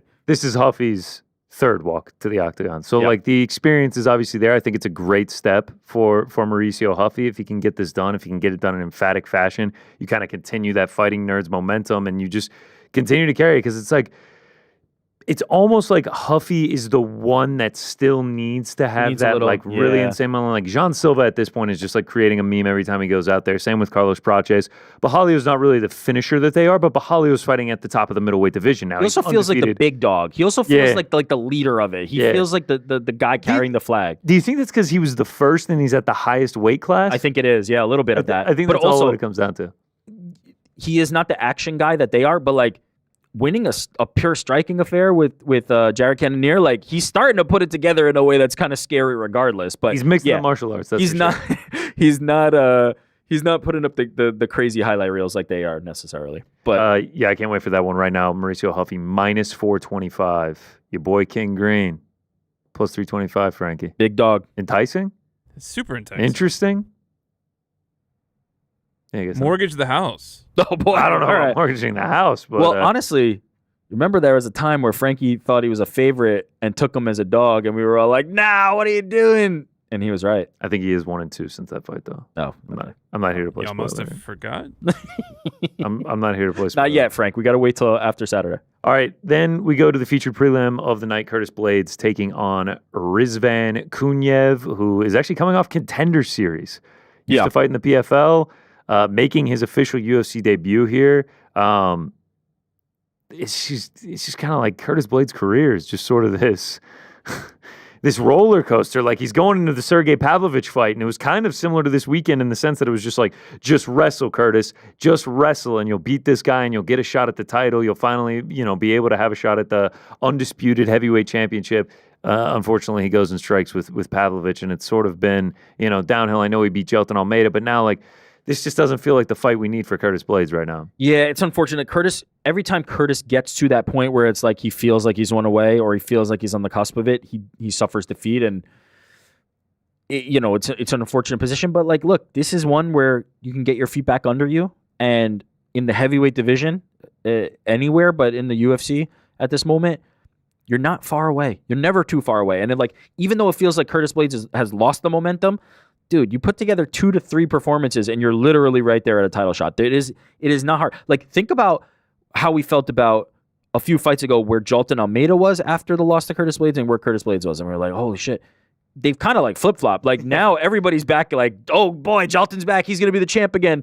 So it's like, it happens quick in that division. It really happens quick. And so you pick up he's a big favorite. You pick up a win here and you get yourself on track and you're not far away. He is a big favorite, man. This just feels like, I guess it's just that shallow at heavyweight. It is like, that shallow. Like, Rizvan is making his debut. He fought on Contender Series twice. Oh, it's that he fought in PFL back in April. It got overturned to a no contest. Like, and now Curtis Blades is like a minus 330 or something. It just feels odd. Unless I'm crazy, didn't Gaethje headline his debut? Against Rosenstrike. Yeah, wasn't that his debut, or am I crazy? No, I think it was his second fight. I think it was his Either way, like, that would be crazy. It does not take much to ascend in the UFC's heavyweight division or any heavyweight division out there. He beat Martin Budai, so then he got the headline against Rosenstrike. Yeah, debuting against Curtis Blades, that's just heavyweight division shit right there. Like, this division is as shallow as possible. It's you're standing at the edge of a diving board, you jump off and you're in a kiddie pool. Like, that's the heavyweight division in the UFC. It is extremely shallow. And so, yeah, like, to me, this is like Curtis Blades, get a win, get back on track, or, hey, we've got a new name that we can throw in this division. So, yeah, win-win. I favor Curtis Blades to get it done, to get back on track, and then, just, I guess, keep fighting to try to get an undisputed heavyweight title shot. One more quickly. Ray Tsusura taking on Joshua Van. Josh Van, like, as game as they come, just a dog. Love and this then fight. Tsusura undefeated. Like, this just feels perfect. Like, it's just like, all right, you're undefeated. Let's see how good you really are and put you up against Josh Van. I'm a Josh Van stan, I'll be honest. Like, I love that dude. And I think this fight's going to be sick. I don't often like a prospect, like a young guy versus young guy type fight, but I think this is a good spot for one. And I feel like it's going to help. And also, like, neither guy's going to like go too far back should they suffer defeat here, because they're young, hungry guys who want to get back in there. They'll get another fight and then they'll just kind of like pick it back up. It feels like a right time. Like, I often don't like these, especially as you're creeping closer and closer to title contention, but this feels like a good one. And yeah, I'm excited about this fight. And I love Josh Van. For Ray, I mean, it's just a great test. Yeah, this is a test. I think there are people that are doubting him. I mean, the odds makers have him as an underdog as well. I feel like if he can get a win here, you really start becoming a legitimate guy to get in the top 15 at 125. Yeah, and they need these they need one of these guys. Like, they pretty much need, and I don't want to be like too drastic about it, they need one of these guys in this fight to ascend to become an eventual like title contender. They have to keep taking these shots. They have to keep firing the bullets to where we have somebody to challenge Pantoja, because they are running out of options in that realm. And so you need a guy who is like a Josh Van or even a Ray to climb up and make this ascent. And so I think this is a perfect opportunity to see, like, can these guys sink or swim, and then really start taking next steps toward, okay, ranking, big fight, title shot. Honestly, if Ray gets up into the top 10, top 15, then you'll have Kaya Sakura, you'll have Ray, and you'll have Tatsuro Taira, all representing Japan. Japan flyweight is on fire. Yeah, that would be absolutely incredible if they can continue to do that. We'll get to the last few fights, but for now, it's time to go to our guest, one of New York Rick's close friends. My good buddy, Coach Brandon Gibson, Six Gun Gibson. Thank you for joining us, Brandon. Thanks for having me, guys. I'm excited to be here talking with y'all. Yes, man. Thank you so much for coming on.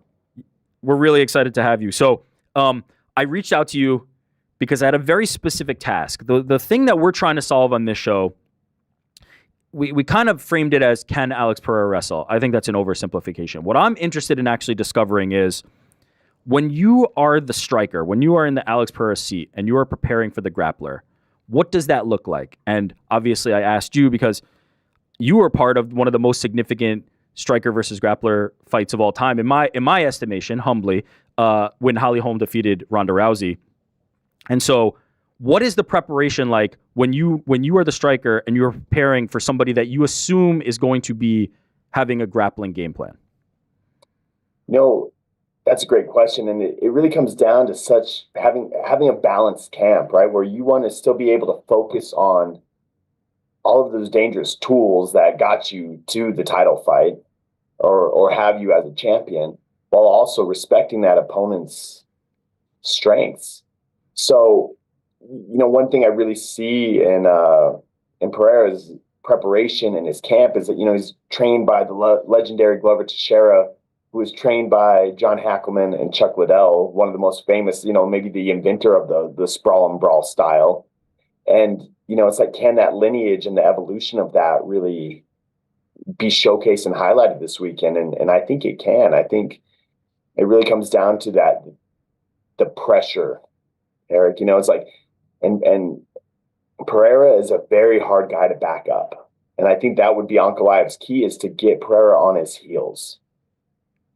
And so if you're Alex Pereira, what are the key elements to that game plan? What makes him able to sprawl and brawl? What could he do to prevent Ankalaev from doing what he wants to do? I think one of the biggest things outside of his pressure, which I think he's one of the best in the game at, is bringing that pressure. I mean, he's backed up guys like Adesanya. That's a very tough task to do. But I think it's going to come down to the leg kicks. Can Pereira control the pressure and the range and Ankalaev's level changes with not only the leg kicks, but the threat of the head kick?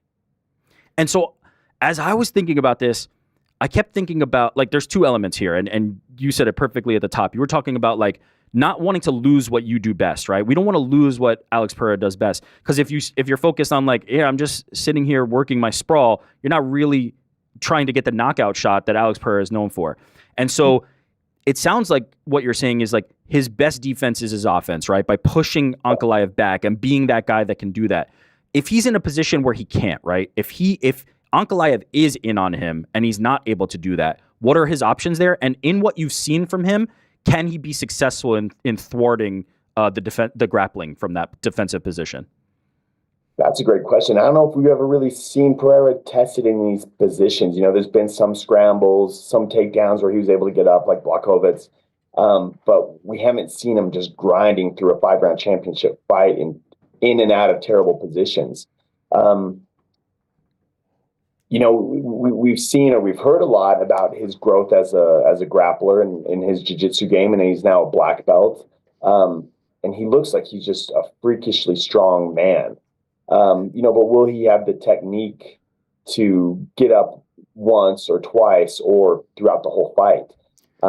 And what kind of striking does he have off his back? And how would that impact his cardio as the fight advances? How does that affect his striking? So I think there's some unknowns, some areas that he hasn't been tested yet, but I believe that he has, the mindset and the momentum right now to get up out of any circumstance. We were just saying before you came on the show, like this evolution of the game where it almost feels like Pereira is sort of the last champion in the men's division that is sort of like, he is a striker.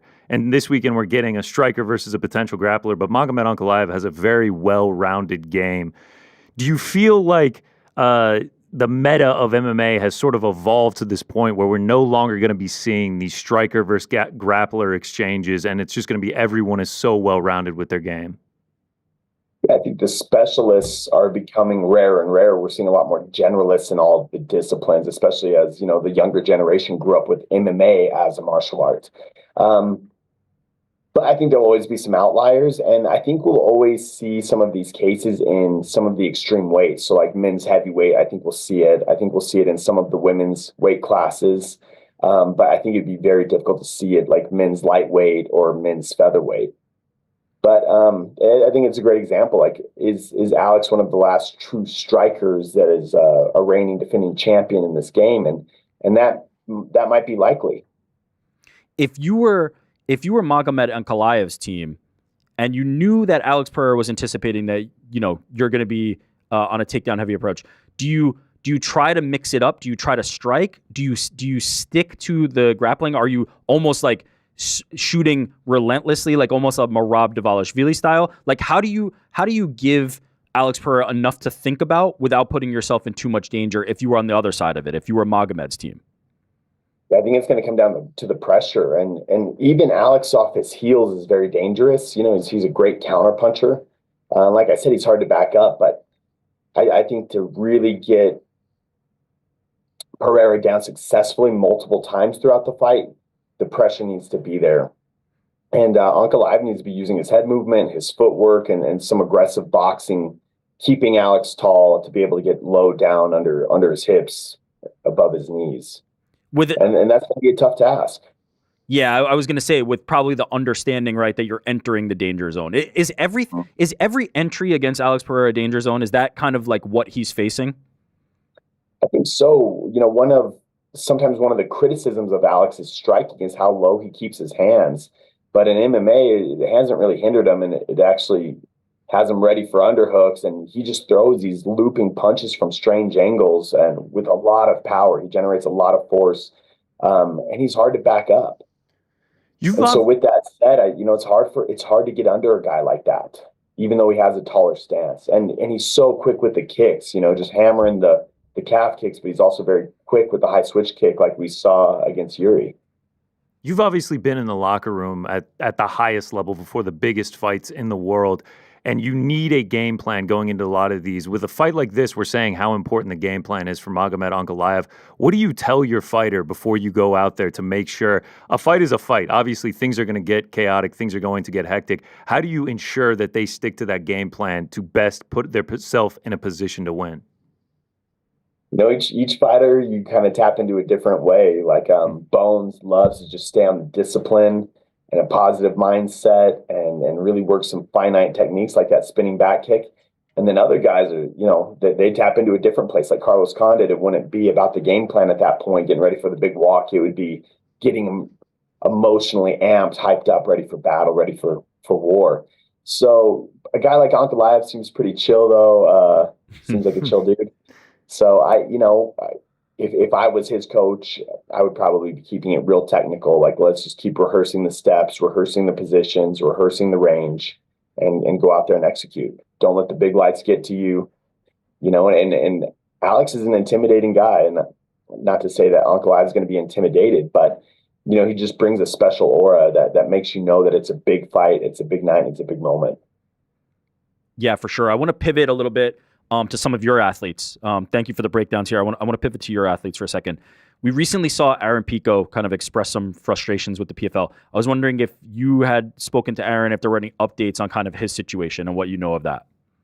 No big updates at this point, but, I truly believe that Aaron Pico is one of the best 45ers in the world, and I want to see him proving himself against the best, specifically in the UFC. So, I, as a coach, as a friend of Aaron Pico, it's been frustrating with PFL the last year. Aaron came off a big win in Saudi Arabia last February. We've been ready, prepared all year. We had multiple camps that we trained for that fell through with no explanation.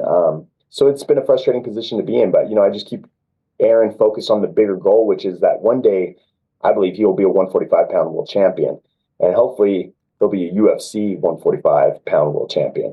Yeah, I was going to ask where you want to see him next. It sounds like the UFC would be the potential move. And in the statements he made, it seemed like it's kind of that way, right? He wants to separate from the PFL and be in the UFC. We want to be active, Eric. Aaron's one of those guys. He's in his prime. He's 28 right now. I want to see Aaron fighting 3 times a year, if not more. And who wouldn't want to see Aaron in there with some of the premier names at 145, like, the Pitbull fight that we always wanted, or Yair.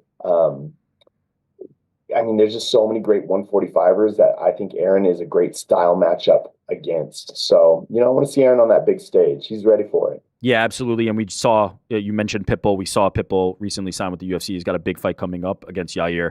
How do you, in the position that Aaron is in, how do you keep him motivated? What does that look like? Is it training as if you're waiting for a fight? Is it kind of stepping off the gas and just keeping sharp? What does that look like while you are waiting to see what the resolution is? Yeah, it's been ebbs and flows, but we stay training, and sometimes, I might lower down the intensity or the volume in rounds. Sometimes we have a little more time to just be creative and try out new techniques. And then other days it's keeping Aaron hungry and knowing that he's just like a top tier athlete. So still being able to push him hard where his body, his skill set, his mind are all happy with what's going on. So, it's been a long year, and I think we've had a lot of different phases and seasons throughout that. But where we're at right now, Eric is getting him primed, like ready for a call, ready for a contract, and let's go in there and mix it up with some of the best in the world. We saw Dana White tell ESPN yesterday that there could be a potential return of one of your other athletes, Mr. John Jones. Feel free if you want to right now. Do you have any big plans coming up this summer, Brandon?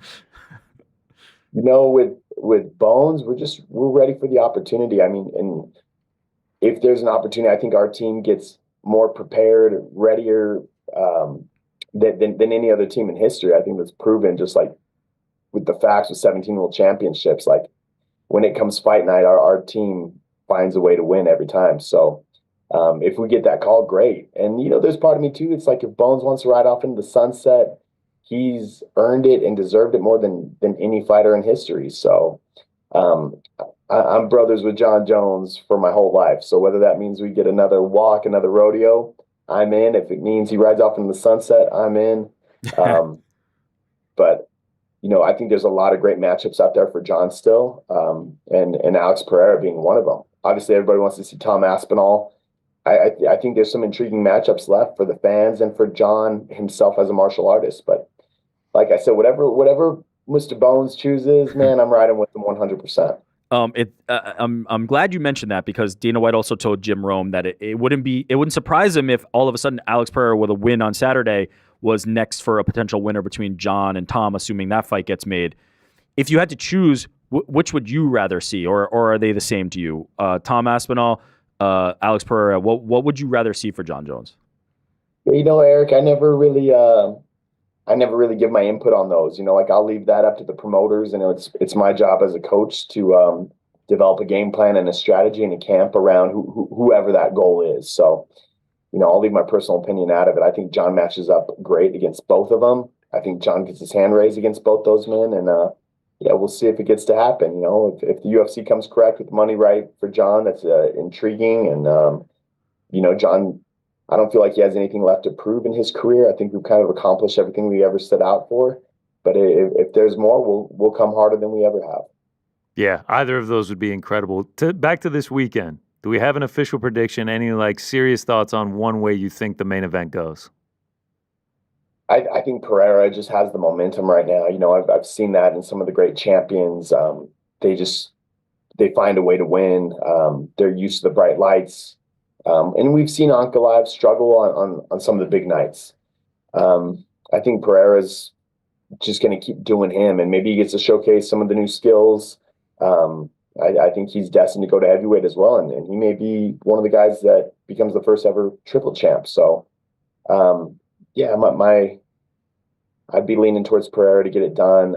I think he's a finisher, and I think he'll find the finish in this fight.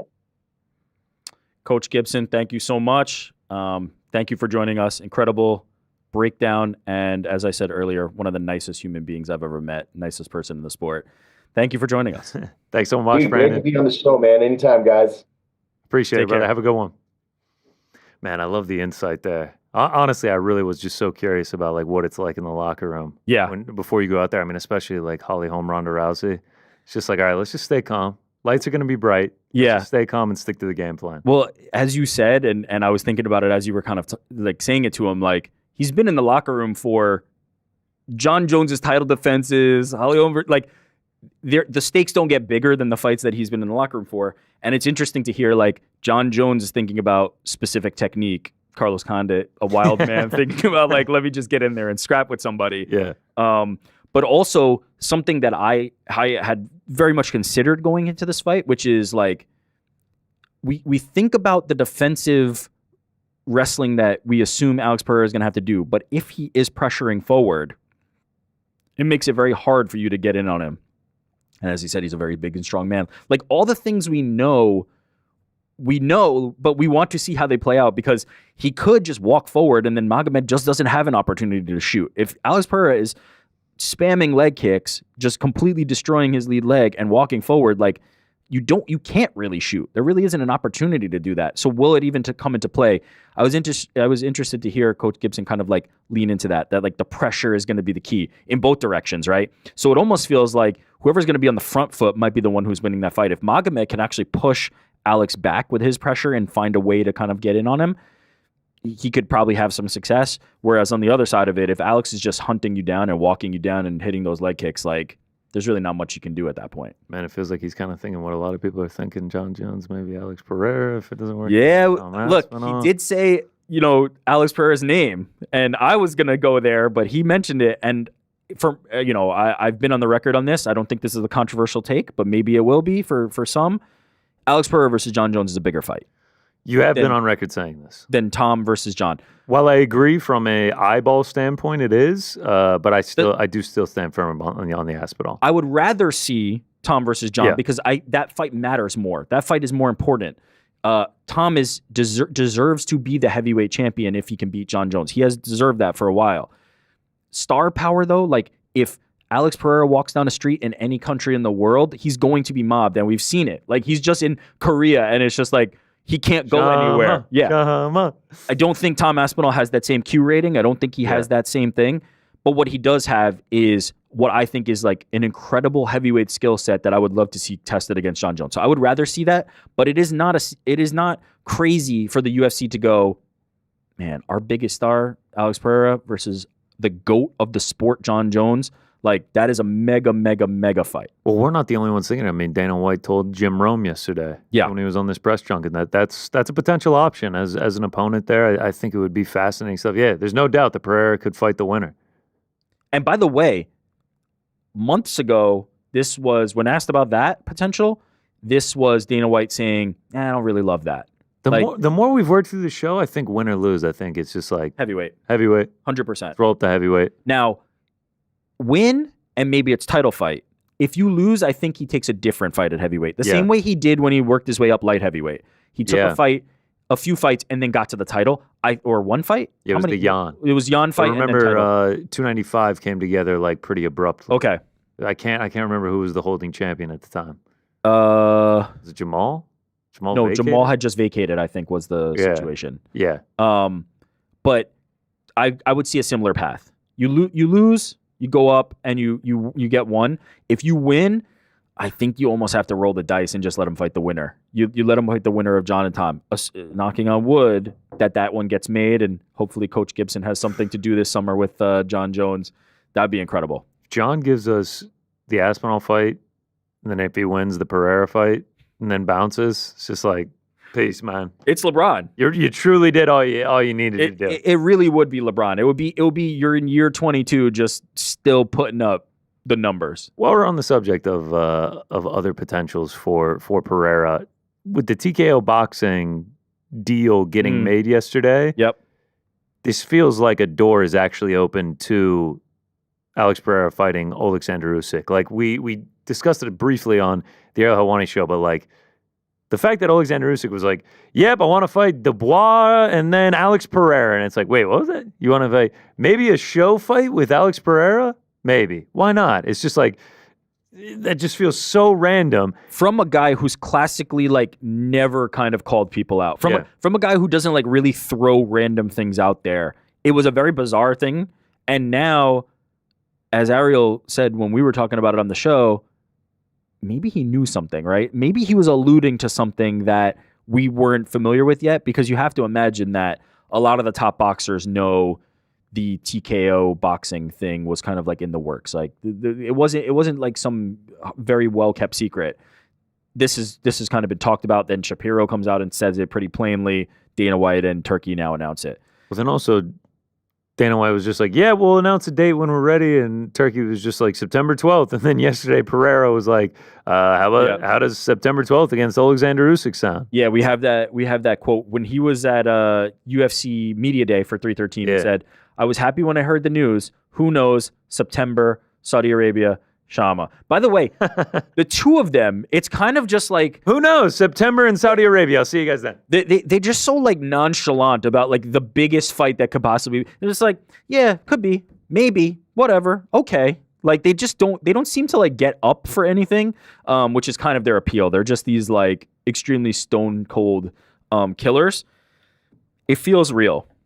It feels like it could actually happen. It feels more real than it ever has with the addition of TKO boxing. The fact that is that official name, by the way? No, okay. I don't think so. We don't have an official name yet. We're calling it TKO boxing, but I just feel like there's never like I don't think this even would have been something Dana White would even like respond to. Like, he would laugh at this and be like, don't ask me stupid questions in the past.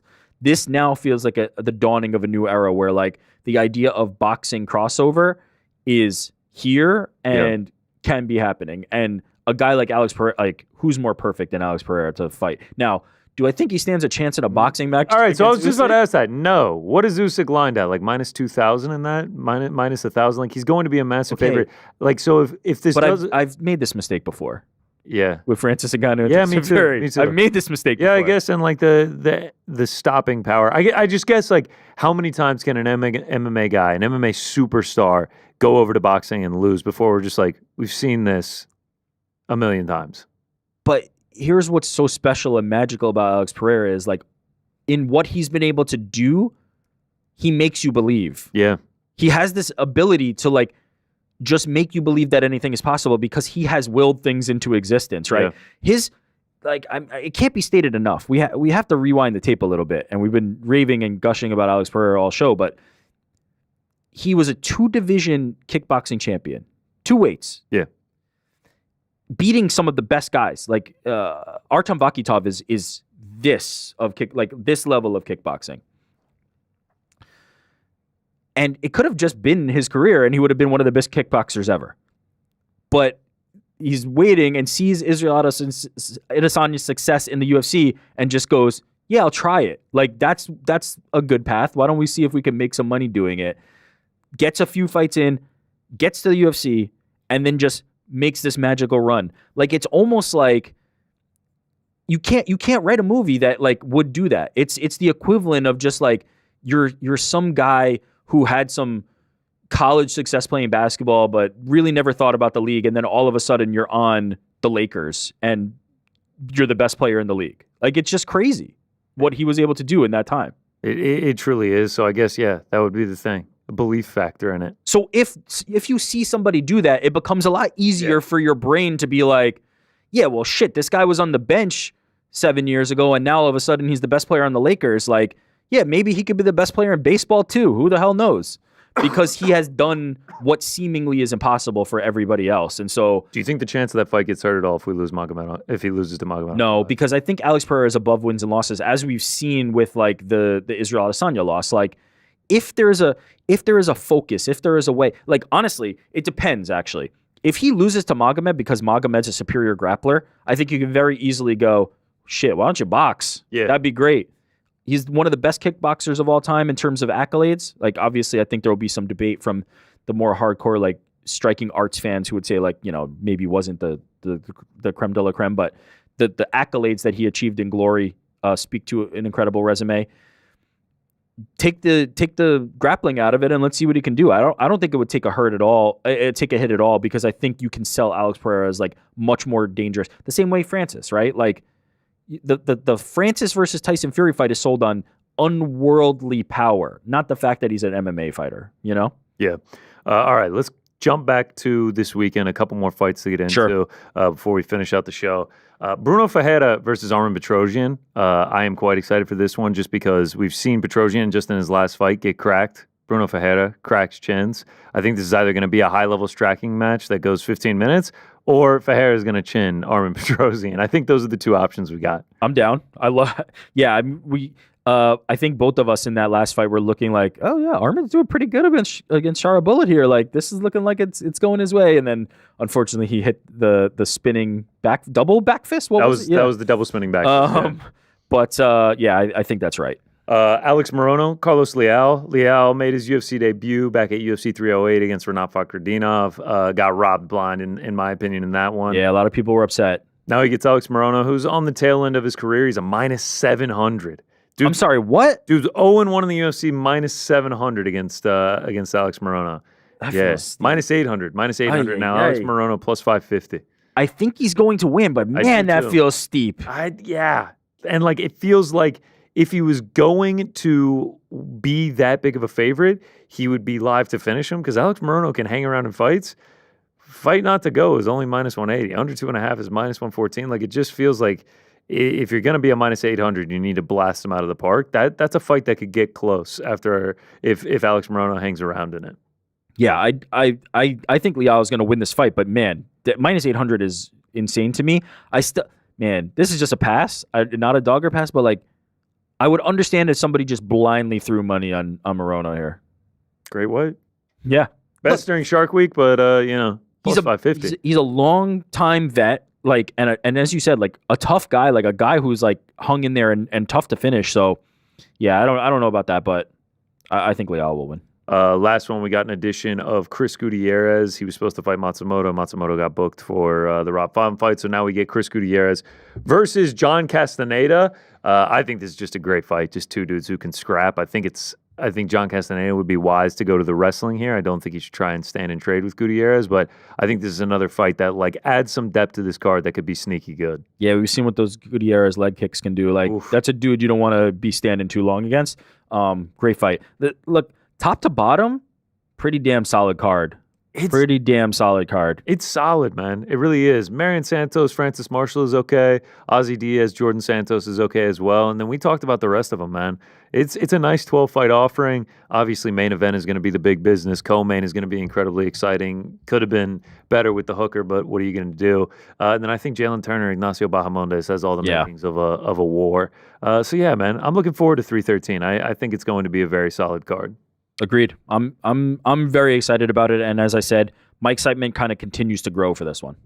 Yeah, by the time Saturday rolls around, I will be hype, and by the time Alex Pereira is making his walk, doing the bow and arrow and everything like that, I'm going to be on 10. I can assure you that. And so, because of Alex Pereira fighting in the main event this weekend, me, Rick, the boys hopped in the Winnebago and took our asses down to a proper churrascaria, a Brazilian steakhouse, and did Fight Feast episode 18. Enjoy.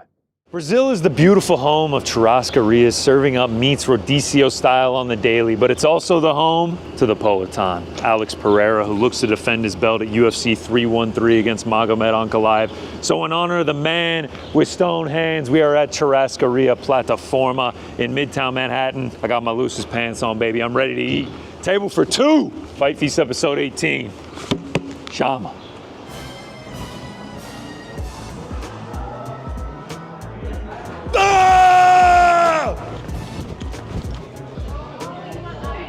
All right, we start with a caipirinha, the official cocktail of Brazil. It's made with cachaça, I believe is how you pronounce it, which is a Brazilian distilled sugarcane liquor. This is all coming right off the dome. And then it's muddled with lime and sugar together, and then you add the cachaça and you add ice. Thank God it's finally fucking March. We got through February. A nice, refreshing springtime drink.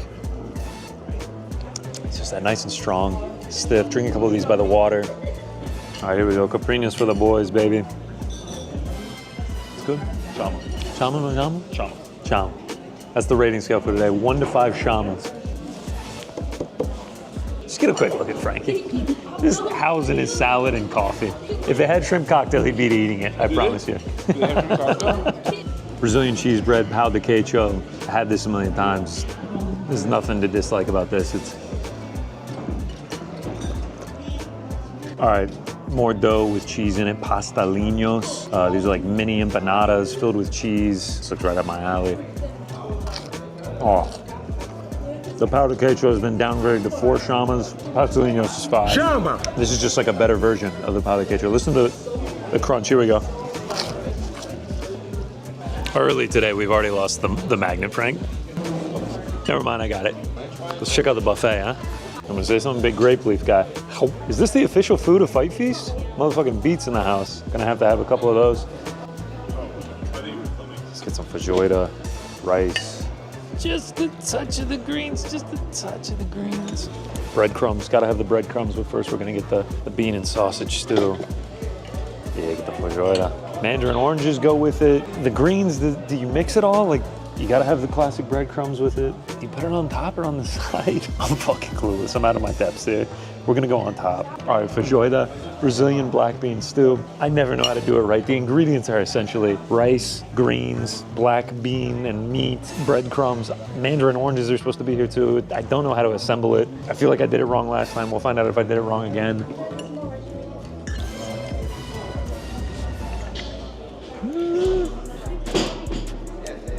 No, I think I did it right this time. No, it was great. No 5 shamas or anything. 3 shamas. Shama! Better than the last one. All right, boys. Start your fucking engines. Gotta take the jacket off. Meat sweats are coming. Oh, we're ready for the meats, brother. Born ready. Ready for the meat, my brother. Time for the meat. We flipped it to green. We lose the watch, lose the bracelet. Meat sweats incoming. Let's get the sweatbands going. Ready to eat. Let's get the man over here ready to go. Oh, I lost my fork.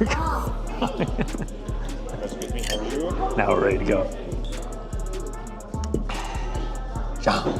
Oh, is the sausage? It's hot.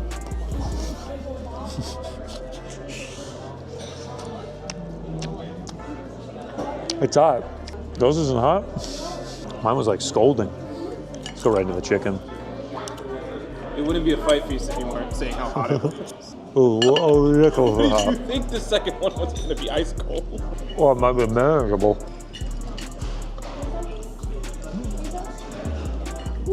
Skin on the chicken became crispy. That's great. Sausage is better. Chicken's great. Sausage, I'm going 3.5 shamas. Chicken, I'm going 3 flat. Yeah, pork loin with Parmesan cheese. Yeah, absolutely. Thank you so much, man. It's flying fast now, people. Keep your head on a swivel, folks. How's it going, man? Whew, what am I looking at here? Yeah, this is good. This is good, man. Thank you so much. What kind of meat is this? That's a top sirloin. Top sirloin. We call it Portuguese picanha. We got pork loin with Parmesan cheese.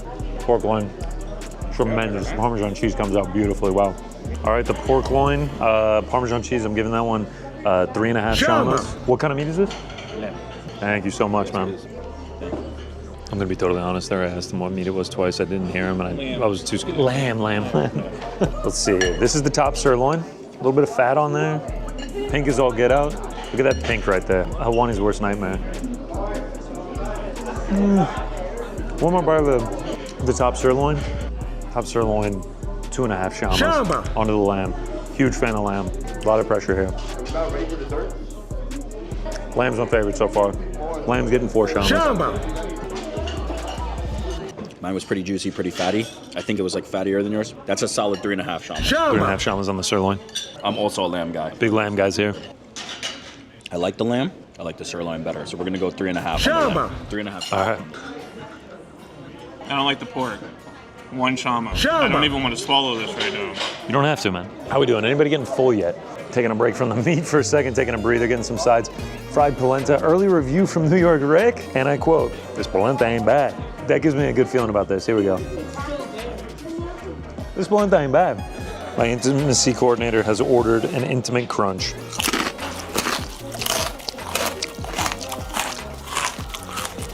Here we go, fried plantains, bananas, plátanos, fried bananas. Oh, these are actually fried bananas. These are not plantains. Right up my alley, love bananas. It's a fried banana, 3 stars. 3 shamas, 3 shamas, fuck. 3 shamas.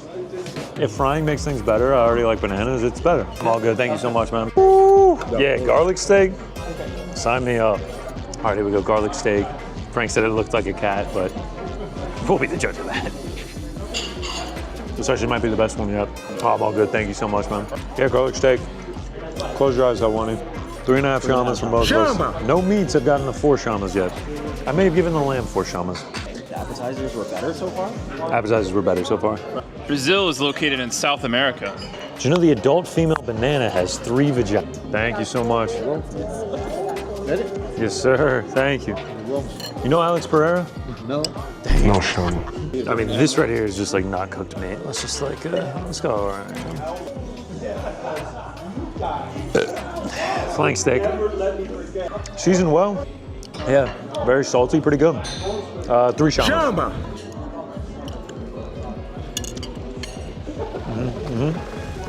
3.5 shamas. Solid. Everything's kind of been here. Nothing's really like. Nothing has broken through to the 4.5, 5 shamas. Run out of real estate here in the old stomach. Frankie recommended the old trip to the commode, make room for more. It's a vet move. It's a vet move, Frankie. This motherfucker started this meal with a 20-ounce cup of Joe, the blackest coffee you've ever had in your life. Clutch your pearls, Helwani. I mean, this is like blue rare. This part right here, there's no chance it touched even a centimeter of the grill. This is raw. Is that a? I thought I saw a heartbeat for a second. We'll not be eating that. The bridesmaids moment, as our cameraman said. I'm shitting in the street. Have we had everything? Dessert time. There you go, Frank. Wow, you hate it. Two dramas. Damn. Desserts. We got the Brigadeiro, Brazilian chocolate truffles. We got passion fruit mousse, also Brazilian. We got lime cake. There's been some conspiracies thrown around that this is actually lemon cake because of the color yellow, but waiter insists that it's lime. And then we got creme brulee with the Frank crater taken out of it, just right in the middle, like some kind of animal. I'll start with Frank's 2 shama creme brulee. 2 shamas is disrespectful, that's 3 shamas easy. All right, here we go, lime cake.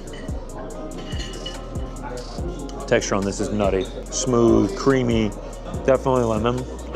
Where's that lime? I think it might actually be lime. Powdered sugar on top, fantastic. 4 shamas. You see the texture was nutty? I meant nutty as in modern slang for crazy. Got it. Yeah. Keep up with the times there, Frankie. Passion fruit mousse, maraschino cherry on top, puddle of passion fruit something. Mousse, here we go. Whoa. Wow. A little too tart for my taste. Oh, a little too tart for my taste. 2 shamas. Then the Brigadeiro, chocolate truffles, a Brazilian classic. Ooh, these are heavy. These are beautiful.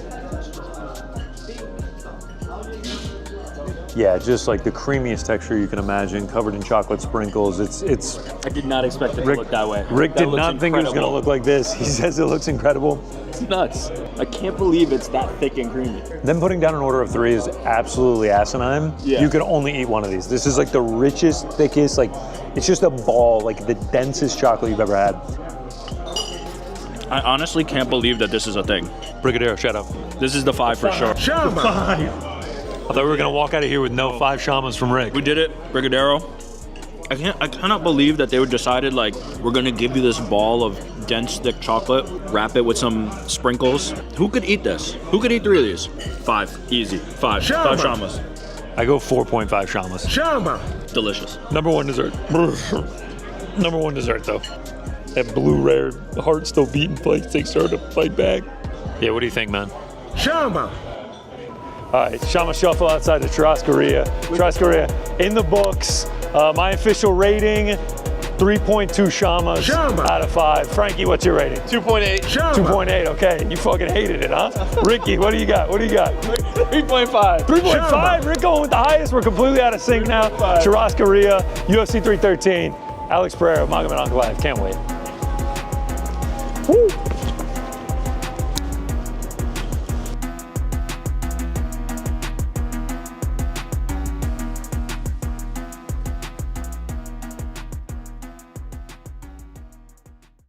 Shama. Shama. Shama.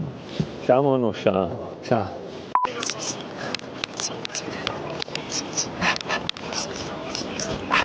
Yeah, they're like doing a little twist.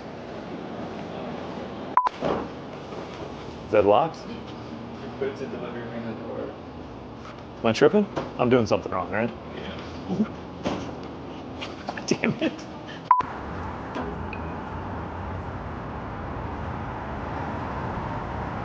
All right, we were gonna hit the Brazilian steakhouse, but turns out it's on fire. Yeah, there's one fire truck. Looks like we got another one on the way. Update on the fire. Not at the churrascaria. It's just the apartment next door, so we're good. Let's eat.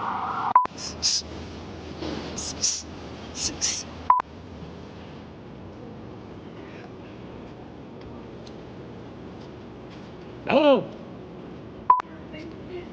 Come on, no.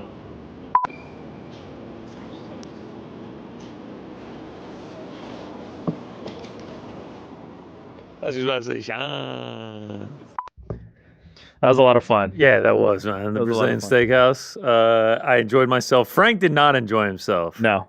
Hey, it's about the company, more than the food. I got to a You 5. really hated it. You got to a 5. I got to a 5. Brigadeiro. But I think we were all kind of like it didn't hit that like high that I was looking for. I'm not gonna lie, and I hate to say this because like that, all the people are so great there. That was probably the 12th or 13th Brazilian steakhouse I've been to. I've probably been a dozen. I've probably been a dozen times. I almost feel like each time I go, I like it a little bit less. Is it possible just actually getting worse each time? Maybe. Because inflation, prices going up. Maybe the price stays the same, but all right, we gotta. The Stonehead stays. Maybe the price is going up, but the quality of the meat is going down. Because I, like you, have had that experience with one exception. And that exception is I went to Brazil and had churrascaria. Yep. And that was a life-changing type thing.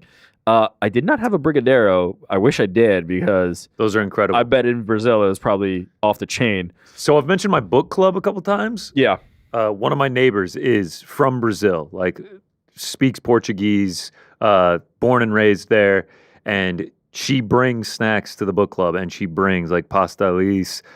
She brought Brigadeiro last time, and I was just like, "Oh, Brigadeiro!" And she's like, "You know what that is?" I'm like, "Shout out Fight Feast!" But yeah, they're incredible every time. Let her know that you have a friend who would love to sample her. She's made the pau de queijo, the cheese bread. Appetizers were good too.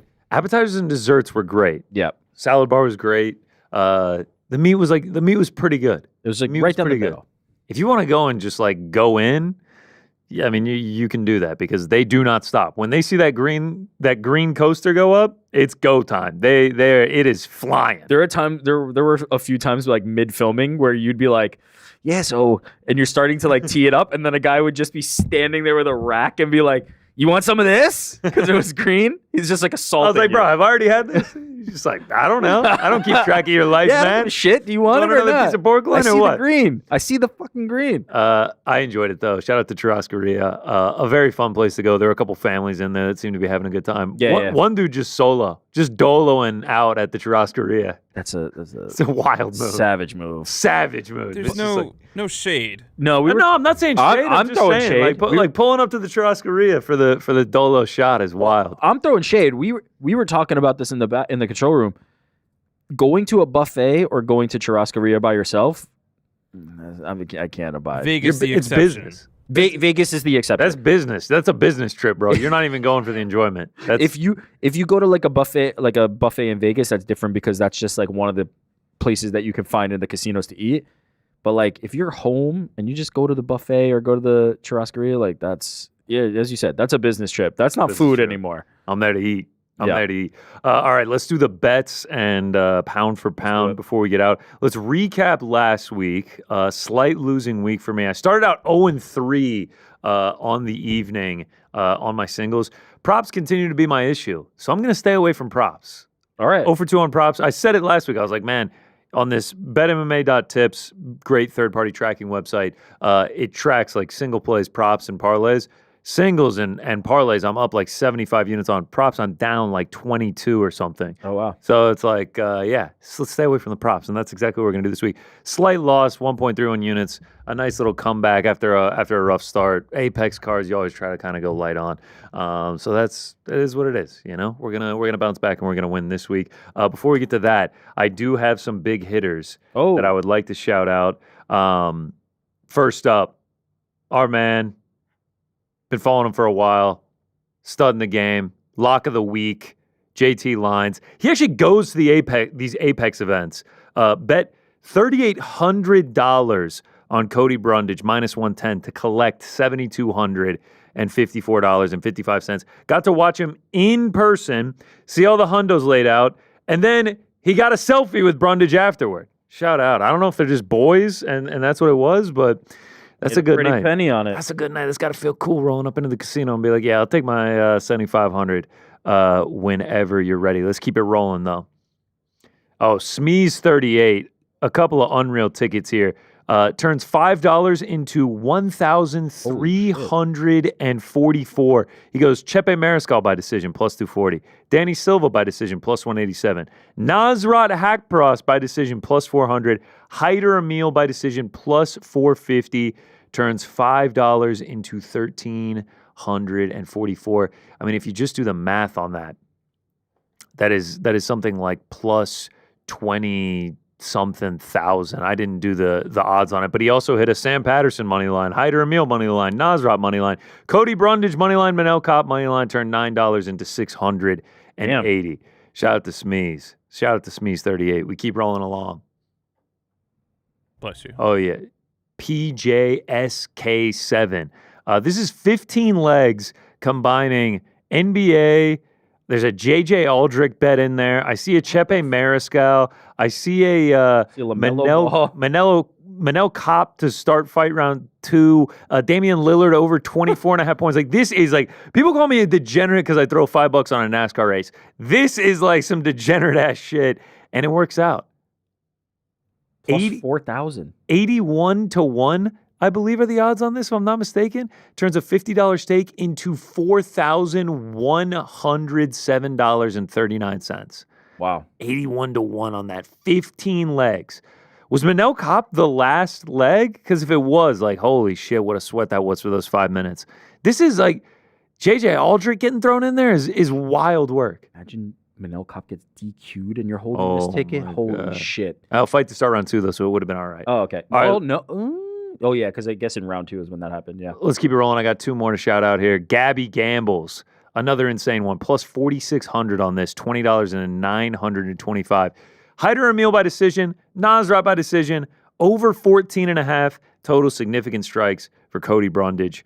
Absolutely insane work by him. Shout out to Gabby Gambles. And then last but not least, Mr. Electrocute. We used to shout him out during the MMA Hour days. Hit a round robin, hit every leg, 450 Canadian dollars into 9,314 Canadian dollars. And he just round robined Cody Brundage over 25 significant strikes. Cody Brundage over 35 significant strikes. Cody Brundage over 40 significant strikes. When Cody Brundage was like up against the wall getting teed off on, he must have been like, no, Cody, stay alive. And he did. He did just that, and then he did all the Hyder Emil ones as well. So shout out to the big hitters, man.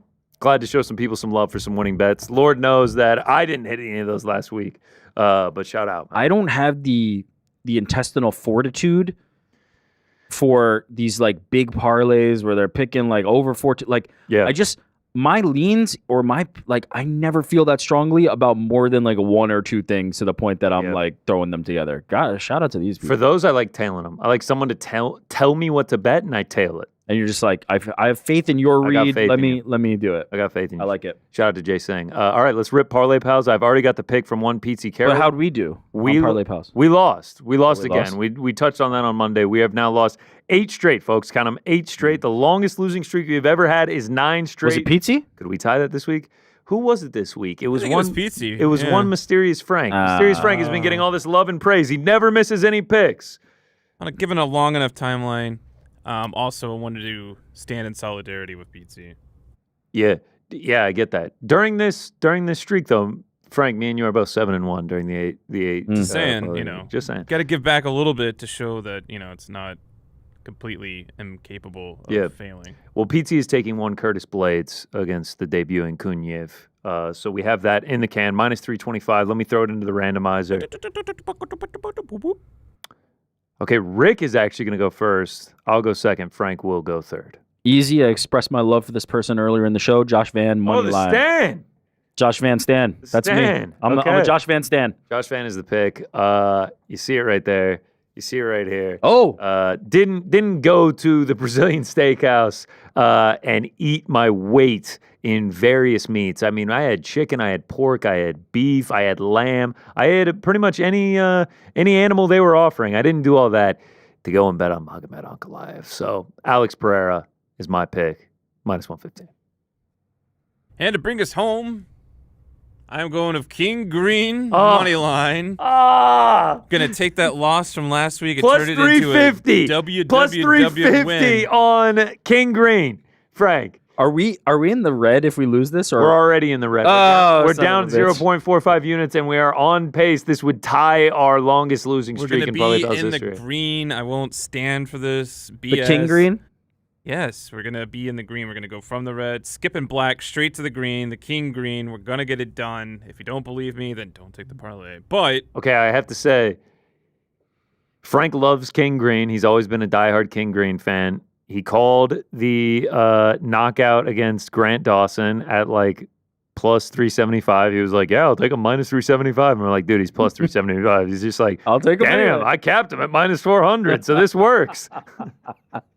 And now, since then, he's gone 1-2, and now he again get King Green plus 350. Okay, let me just say, and I'm having, Oh, there it is. I'm Plus 1611. Plus 1611. We'd be way out of the red if this one hits. I'm having flashbacks because I think we also tried to like semi talk him out of doing it, but not really talk him out of doing it, and then it hit, and we were like, "Holy shit!" I think we're in the same spot. So I'm hoping the good juju comes our way. And shout out to King Green, gets it done. All right, if we lose this week, a new rule. You have to take a minus 500 or worse next week. The 4 legs need to be minus money if we lose this one as well. Four legs minus money. Shout out to the Parlay Pals, I guess. Eight straight losses. Shout out to what? Shout out to fucking losing. Champions of what? Literally. everyone likes a comeback story. We're just on the upswing. Well, No, it's remember when we lost 9 straight in the MMA era, we went on a run of like 11-1 or something after. Yeah. So we got very much back in the green, but I don't know. We'll Back see. in the green. I love it. It's become coming, part we're of your coming. everyday vernacular. Shout out to King Green. All right, let me rip through my bets. No props, no parlays. I actually just have 6 straight money lines for this one. Oh, we no start, parlays? Yeah, no Okay. parlays, which is kind of rare for me. Just didn't really love any of the props, and like the lines are all like kind of playable. Okay. Jordan Santos. Yeah, I just like the youth. I like the cardio. I like the striking. I don't really rate Ozzy Diaz that much. I'm just higher on Jordan Santos getting this one done. So I will be backing him in the curtain jerker of the night. I think he can mix in the wrestling. I think he has better durability. We've seen Diaz been put out on several occasions. So Jordan Santos is the play. We roll along to the second fight of the night. We're going to know quickly if we're going to have a good night or not. John Castaneda, money line. Just at the dog odds and with just like such a clear path to victory. Like if Johnny boy, let's just wrestle. No need to get in the leg kicks. No need to try and strike with Chris Gutierrez. Let's just go for the wrestling. You're obviously at a size disadvantage. You have the advantage on the ground. Castaneda, man. Let's wrestle. Next up, Armen Petrosyan. I'm going to take him because I don't think he gets his chin cracked in this one. I think the double spinning back fist would catch anyone off guard. He was winning that fight. He was staying very competitive. He wasn't winning it against Bullet, and I rate Bullet higher than Bruno Ferreira. I think if he avoids the power shot, he gets this one done and wins via decision. Next up, man, you almost talked me off of this with the Jalen Turner hype, but I'm actually going with Ignacio Bahamondes. I rate the striking. I think the volume can be there. He can also crack just like Jalen Turner can. I think this is going to be a war. But the younger, not by a ton guy, and also the tallest man Jalen Turner will have fought, I am going to go with Ignacio Bahamondes. I think he continues his winning ways and gets this one done. To the co-main event, I couldn't resist the dog odds. We talked about it. If it was Fiziev plus 145, I'd probably be betting on him. But the fact that Justin Gaethje already has a win over him, albeit a very close fight, you got Fiziev coming in on short notice. I know he stays ready, but he still is coming in on short notice. Justin Gaethje was preparing through a full camp for one Dan Hooker. I don't think the game plan changes much for Gaethje in this one. I think he'll be primed and ready. Fiziev coming back from the ACL tear. Just a lot of question marks, and you're getting Justin Gaethje as a dog. A lot of smart people. A lot of smart people I know are on Fiziev. I will be going the opposite way of the smart people and be going with Justin Gaethje. And I'll be doing the same thing in the main event. Some of the sharpest people I know. Hammering Magomed Ankalaev. Not me. Not me. I will be sticking and standing with Alex Pereira. And hopefully Alex Pereira stays standing, because if he stays standing, I very much like him in this matchup. So Alex Pereira is the bet. Those are the 6 bets. Alex Pereira money line, minus 110. Justin Gaethje money line, plus 145. Ignacio Bahamondes money line, minus 115. Armen Petrosyan money line, minus 135. John Castaneda money line, plus 105. And Jordan Santos money line, minus 180.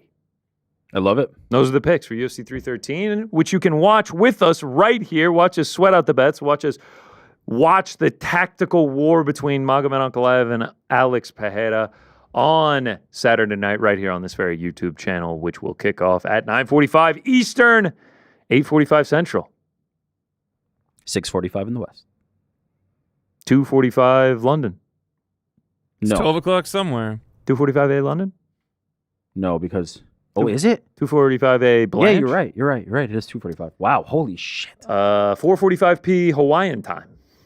Daylight savings time this weekend. Shout out. Shout out to Daylight Savings Spring Time. forward, not fall back. Cannot wait. Cannot wait for that one. Drama. All right, that leads us to the last segment of the day. Let's close this one out on a pay-per-view fight week with pound-for-pound rankings. It actually isn't inspired by the pay-per-view, though I guess it could, because Alex Pereira has been the best at this over recent years in the UFC. But honestly, it's the smacking of the egg with Chris Eubank and Conor Benn, the smacking of the pancake with KSI and Dylan Danis, pseudo-inspired by Helwani being like best press conferences. We kind of branched off from that. We will be going with pound-for-pound best face-offs that we have seen throughout the years. Alex Pereira obviously been in a lot of those good ones, especially when he's got the paint on. So pound-for-pound best face-offs, top 5. Got to list them out. Frankie, what's the order? Jordan, lead us. The order is Jordan, lead us. Frank will take it first. Okay. Then we will go to Eric Jackman. Okay, Eric Jackman. And we'll finish with GC. Why is this so... What is this? All right, Frank, I'm excited to hear this one, man. So, look, we're doing the face-offs. I'm not going to lie. Like, I don't have the same recollection of all the different face-offs in combat sports than you guys did. But I tried. But I also just kind of did word association of what I think of when I think of a face-off. So to start us off, at my number 5, I actually have Microsoft v. Apple, or more importantly, Steve Jobs, Bill Gates. What is this? Look at these two guys sitting on an Ames chair from like the 50s. Bill Gobbs. I should note that in this picture that we're showing on the screen, one guy is literally in Bill Gates, not looking at the other person. They're not this looking at face each off, other. not looking at Steve Jobs is also barefoot. He's been relegated to sitting on the ottoman. Like, Steve is sitting on the actual chair. These guys hated each Herman other. Miller, though, shout out. Through the late 70s, throughout the 80s. They always tried to save face. Like, I think this was probably an attempt to say, like, oh, these guys actually like each other. They're both, from the Silicon Valley. They love each other. Absolutely hated each other till the end. To be honest, I bet Bill Gates still hates Steve Jobs. Even though he's no longer with us, he's like, yeah, I hate that guy. Okay. Coming in at number 4, the movie Face Off. I mean, look at this poster alone. Not looking at each other. Not looking at each other because during the face-off, it's all about the pageantry of the people that are going to be watching the. Do they face off in this movie, or do they absolutely. take their faces off? They do both. They're like, what is the wow. limit? I strongly believe that the name of this movie was like. The concept of the movie was made after the name of the movie had been done. So This is one of the all-time say the name of the movie in the movie movies. But no, I still feel like when they were doing the pitches in Hollywood, they're like, oh, let's have a movie called Face Off. We'll have 2 great actors. It's like, okay, well, what should it be about? And then someone's like, got it. Is that Nick Cage in there? That's Nick Cage and John Travolta? But I can't tell you who's who right here because there is a part where they surgically remove their faces and swap them. So wow. For all I know, that's actually John Travolta on the right. You should see this movie. I'll take my national treasure, Nick Cage. They literally, like, the concept of this movie is they switch faces. But, like, the bodies don't like John Travolta's body is still walking around and Nick Cage's body is still walking around. There is no special effects like done to this. It's their voices it's something. Stay the same. Their voices stay exactly the same. They try to explain the voices, but they don't explain the super healing. There's no scars. Nobody is ever like something feels a little off about you. They're like to the point. They go home to their respective families and just pretend like nothing happened. Yeah, he goes with the wife. If they did this movie today, it would be laughed out of a theater because of the lack of like, oh, that's just John Travolta. Like they didn't do anything. They didn't switch the faces at all. Now they would CGI. They'd do the de-aging stuff, and it would look so creepy. And it sounds like if I watch it now, I'd be like, wow, this is stupid. It's still kind of like good. I mean, it's dumb good. All right, what's your 3, Frank? 3 is Bombay versus Riley. Is this Mighty Ducks? Coaches in Mighty Ducks. Oh, Jesus the OG. Christ. Again, not looking at each other. Because a true face-off is like on the this. hockey looking directly at each other. I mean, they're going to look at each other at some point. Why? I don't even see the word face-off in any of this article. No, but in hockey, isn't a face-off a thing? Yeah. Don't you Yeah, that's how actually do you, a that's how you face-off? started. All right, what's Facing number off 2? is in there if you squint your eyes. All right, number 2. This is even crazier. I'm sorry, but this is Gracie v. Shamrock from UFC 1. Oh, nice. Okay. They're looking at each other. There wasn't actually a proper photo of like a face-off, but I've always, when I think of MMA, this is what I think of. Like you got the wrestler, and then you got the guy. I know it's jiu-jitsu, but like he's wearing the gi, so it's just like the karate fighter versus the wrestler. This is going to be great. What was your awareness of UFC at this time? Did you have any idea? Like, was it like a later, like Hollywood video blockbuster? Honestly, it was going to like the mom and pop top like VHS rental places, and then like you go over to the cult classics, and then next to that, I grew up in Texas, so you'd have like the crazy movies like Faces of Death and shit, and then there'd be UFC. Like Yeah. there. And it's like, oh man, like don't even look at the cover. It's gross because there's a guy bleeding or something. It's like, but you see something like that, you're like, damn, I can't wait to watch that. This is like late 90s though, right? Late 90s. Okay. Yeah. And then number 1, another face-off that I grew up with is Tyson versus Holyfield. Okay. The first Nice. one. Again, in this picture, they are Not absolutely looking at each other once again. I feel like you could have found a picture. You guys have a confidence monitor in front of you where you could see each other. That's all they're doing. They're just like, hey, look at the camera. You can see each other here. Looking at the confidence. Face off. Yeah, I mean, I'm like immediately. All you had to do is literally just type in Tyson Holyfield face off, and it just comes up right away. Oh, next time Right you can grab away. the asset for me. I actually had to scroll to find this poster. This is a great post. This is actually from Tyson Holyfield 2. So Shout out. The Shout faces out. All come right, off. Rick, man, what do we got, brother? You know what, Frank? It wasn't great. I'm going to be honest. It wasn't great. But it was okay. It was okay. I'm gonna let you slide on that. All right. Here we go. Number 5. This is an OG one. This is one that, like, if you are an MMA fan of a certain age, this one's gonna like speak to you. This one's gonna touch your heart. Okay. If you're an MMA fan of potentially your age, younger, this ain't gonna mean shit to you. But maybe the picture will inspire. Vanderlei Silva, Mirko Krokop, Pride 20. This is notoriously cited as one of the best face-offs ever. This is before the fight. This is when the referee is giving the instructions. They're meeting in the middle. If you actually watch the video, the referee is like touching them a few times, showing avoid the headbutts. And so the key to this one is Vanderlei Silva was like one of the most intimidating people on the planet at this point. He was the axe murderer. He'd stand in the corner and do the hand roll thing. He was nuking everybody. He was just this demon, right? And he steps in there.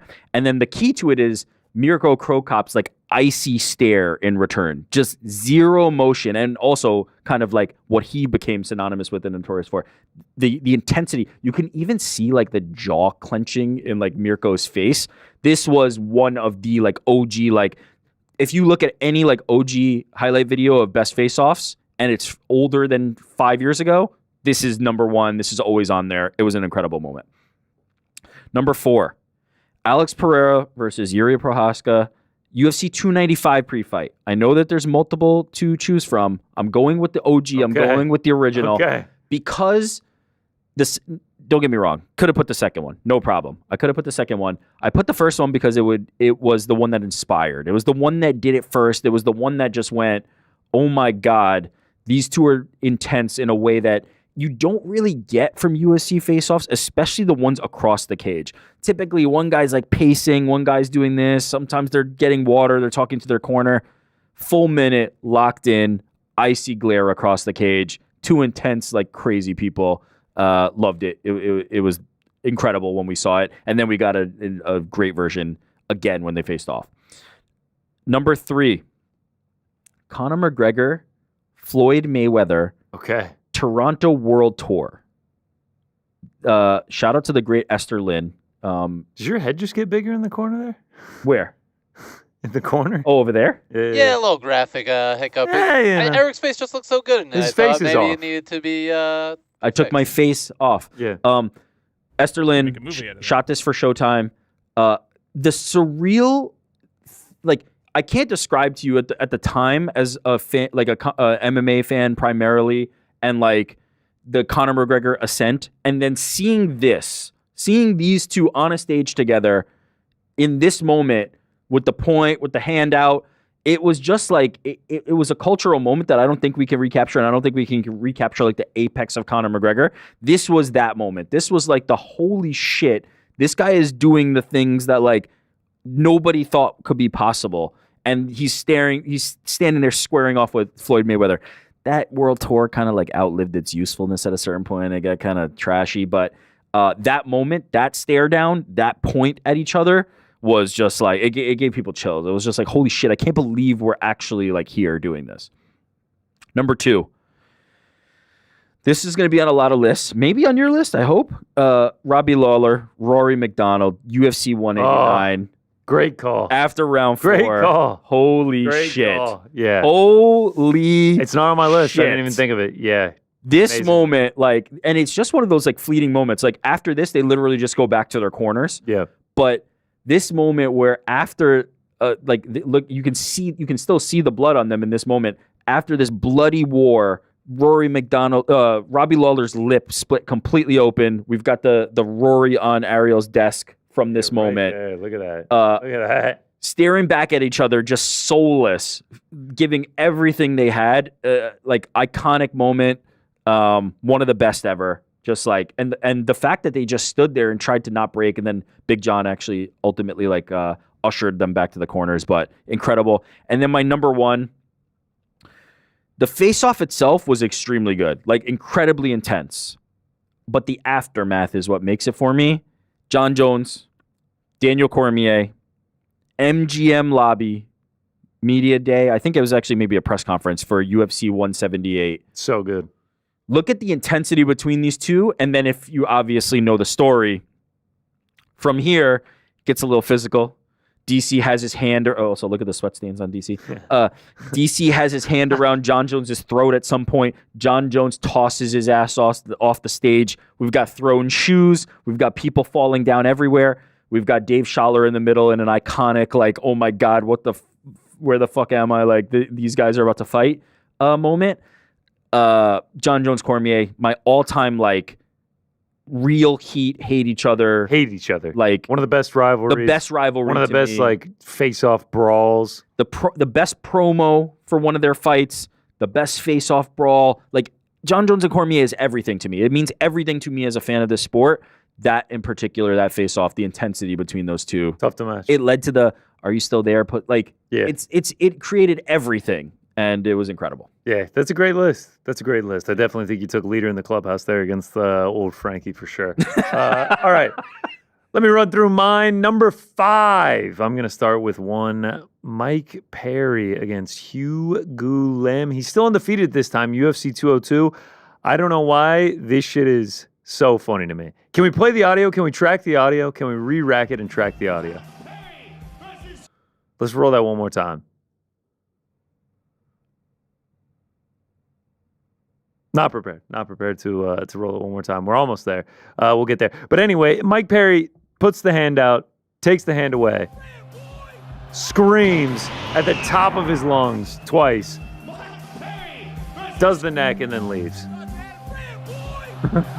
I forgot what he said. It was like something about something boy, and then screams at the top of his lungs, and then walks off the stage. But the fake handshake is just fantastic. Next up, it's not just one singular face-off. Okay. It's a man's face-offs throughout his career, and that is one Sean O'Connell. All of his face-offs, all the pictures that we have. Oh, wow. I mean, it's just like, this guy almost feels like he did what I would do during a face-off. We're celebrating the new year here. Oh, let's get a selfie together up there. Why not? Let's share our shaker bottle shakes, and let's intertwine arms. Is he bringing these to them? I forget. Yeah, he literally brings it. Okay. He hit the boop on Matt Van Buren. Just a quick, just boop.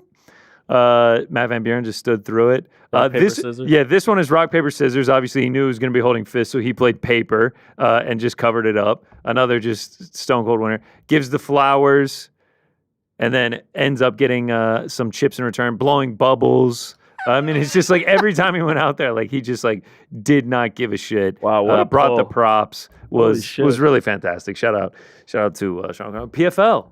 commentator, like one of the best in the business right now. Holy Got a shit. show on ESPN Radio. Shout out to him, man. Shout out to him. Legend. My number 3, you already had it, but I actually went with the second one. Yuri versus Pereira 2, UFC 303. The reason I went with this one over the OG is now Alex is champion. He is got the belt. He's got the custom shorts on and everything. And then on top of that, the UFC knew it was coming. So they just let it breathe. The cinema. 4 minutes long. I remember being like, are they ever going to cut this off? Or are they just going to keep this thing rolling? Like, it truly was just like, it was unbelievable. It was unbelievable. Tensions were high. Things were, I was feeling things during that one. Anytime those guys face off, I'm down to watch it. My number 2 is the same as your number 1, John Jones versus DC, the Brawl UFC 178. Can we play this video? I showed you the video earlier. You keep it short. The judge. Keep it short. Keep it short. We got the EP. Look at that. Oh, there's the hand on the neck. You get the shove, and then John throws bro through the partition in the back. Yeah. They all fall out. At one point, there's a massive scrum, and like you can see them on top of each other. They get separated. John gets back up on the stage, and he's like, ah, he's flexing. Like he goes ham. And DC throws a shoe at him at that point. Intense, man. That's as intense as it gets. Question. Yes. Is that the same? Wasn't this like a Sports Center interview also? Was this the same event? That's what he was alluding to. After that, they then immediately go do Sports Center, or was it with TSN? It was with somebody. It was either with TSN. It was an interview regardless. It was when they do the media rounds, they have them doing the remote interview hits, and this is where we get the "Are you still there, pussy?"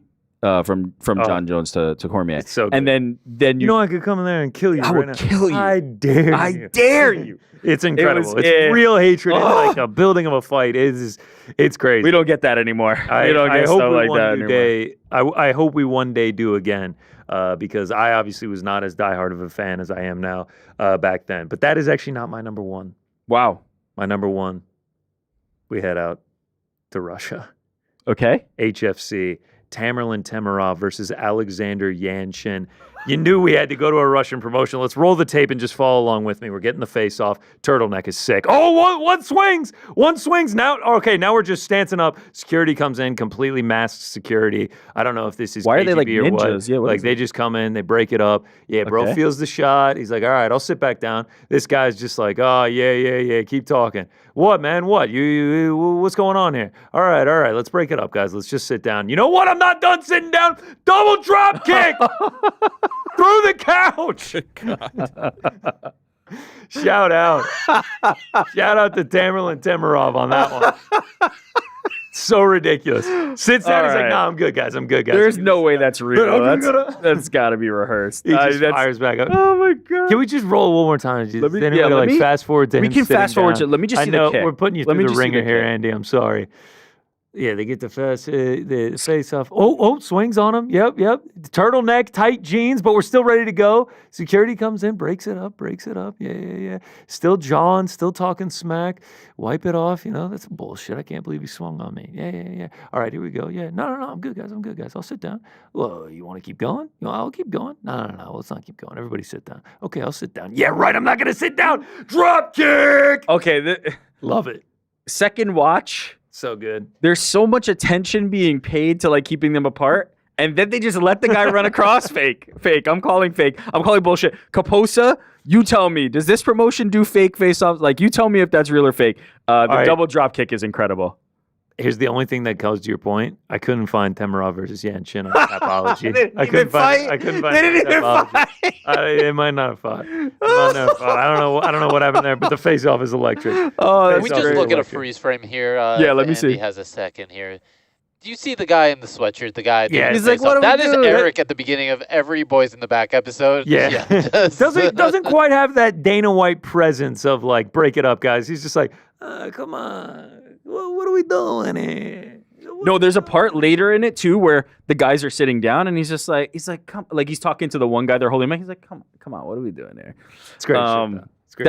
That's the complete drop kick, just going up, just 2 feet extended towards dude's face is just absolutely insane. I feel like the Russian random organization face-offs have it has become a thing to like attack your opponent. Yeah. Like they just like kind of want it, but kind of don't want it. Oh, so I watched all the face-offs for that event, and like almost all of them scrapped. Oh, so, like, really? you would They're think all they would just bring the like- security. Oh, out, okay. yeah. Some honorary mentions though. Yeah, please. I have a few. John Jones, Rumble Johnson, the fake out on Dana White. Shit, that's a great Yeah, one. yeah. Where they go up there and they act like they're about to brawl, and Dana That's like a great freaks out. one. That is a fantastic one. Yoel Romero, Israel Adesanya kind of divulges into a dance off. Like Izzy gets, Izzy gets the belt and he kind of like does a little shimmy, and then Yoel does the backflip. That's and right. they start- Yoel breaks it down. they start dancing.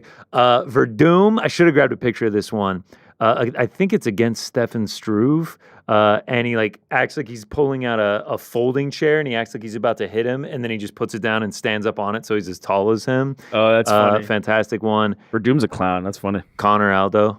Connor Aldo. Fantastic one. Anderson Silva. I think it was Vitor Belfort. Belfort with the mask. Yeah. Some great ones. Chael Sonnen's had some good ones. I considered the Chael on tough. I can't let you get close, but it wasn't really like a true face-off. Well, Frank picked like Bill I guess Gates that would and- count. He and Steve did some Jobs. picture of fucking Bill Gates and Steve Jobs, Microsoft. Not looking at each other. Come on. That's how much they hated each other. Clay Guida versus Diego Sanchez. The Okay. like combined craziness and intensity between them. If you've not seen that, that's a good Google. You mentioned a lot of the ones I had. Holman Rousey was a particularly intense one. yeah. Ronda gets right up in her face, then they actually push and shove.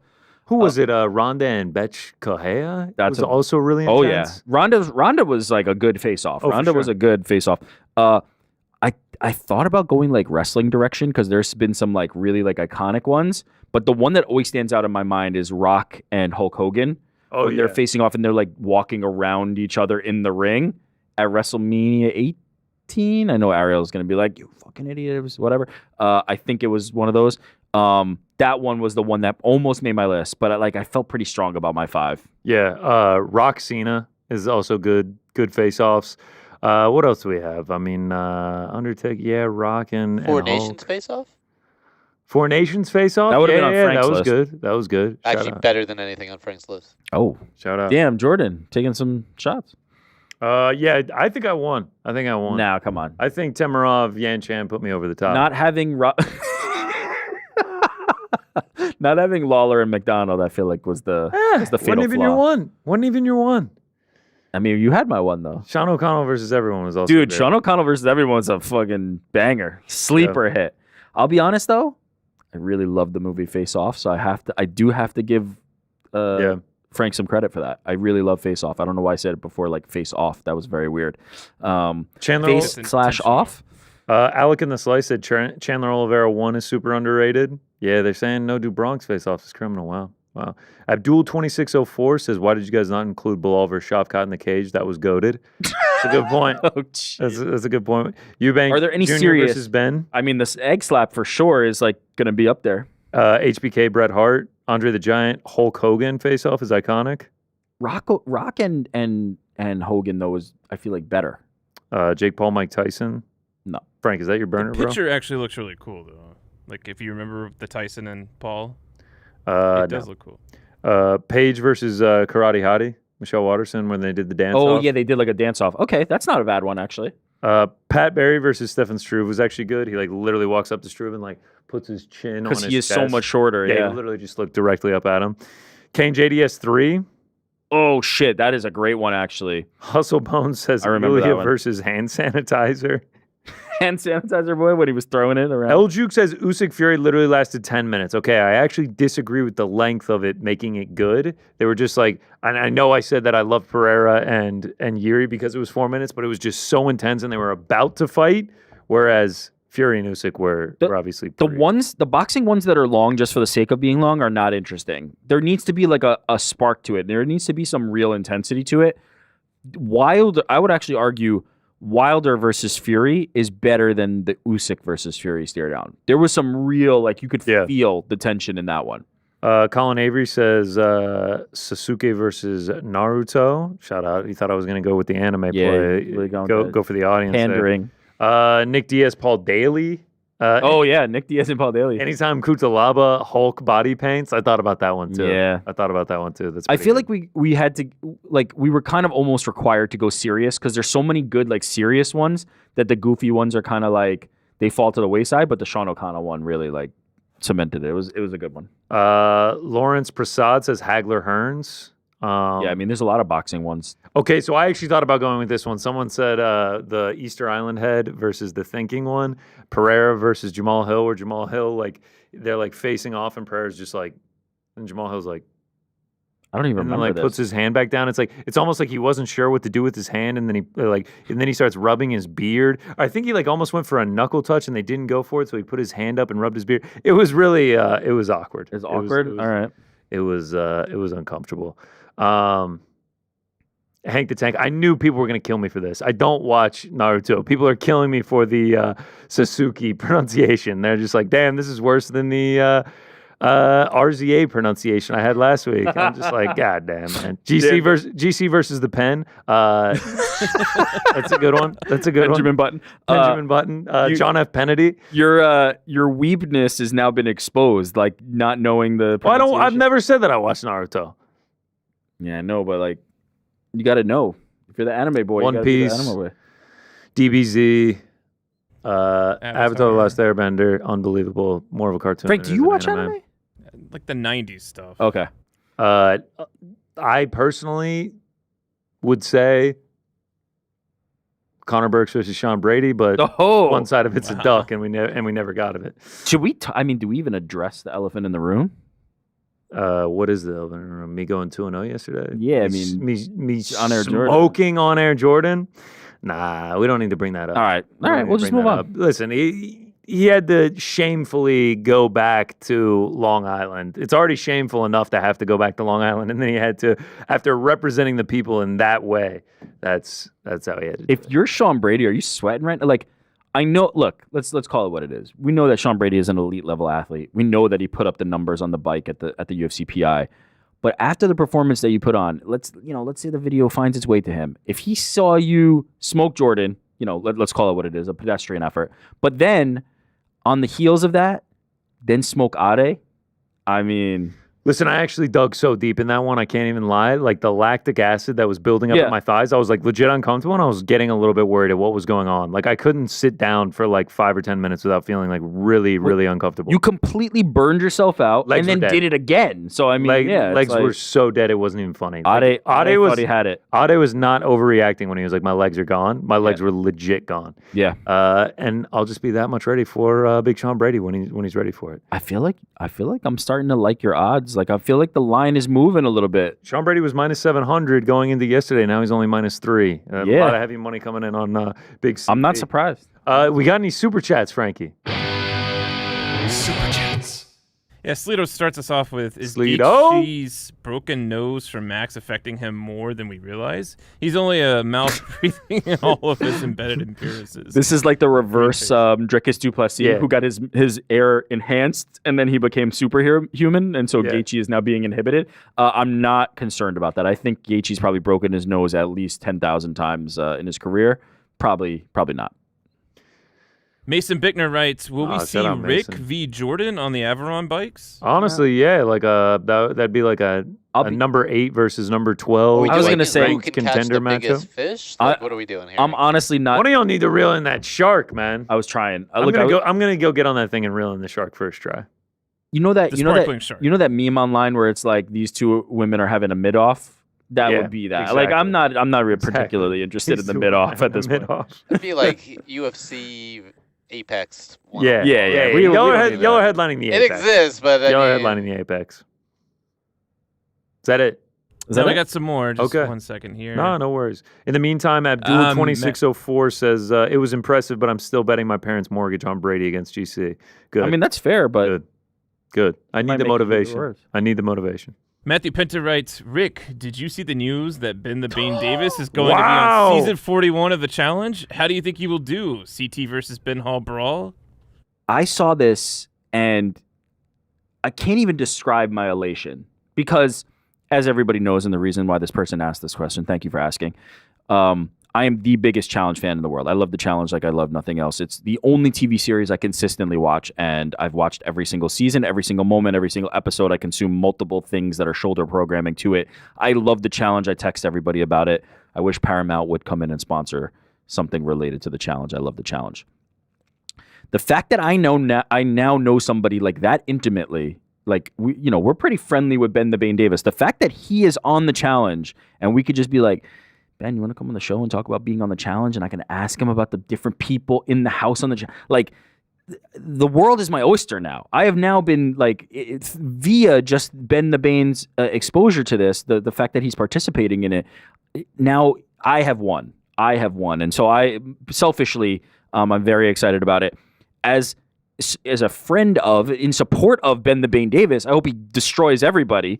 I don't think CT is on the season, though. I do know that, like, Johnny Banana, some real heavy hitters, I think Turbo's on it. Like, the male cast is pretty strong for season 41.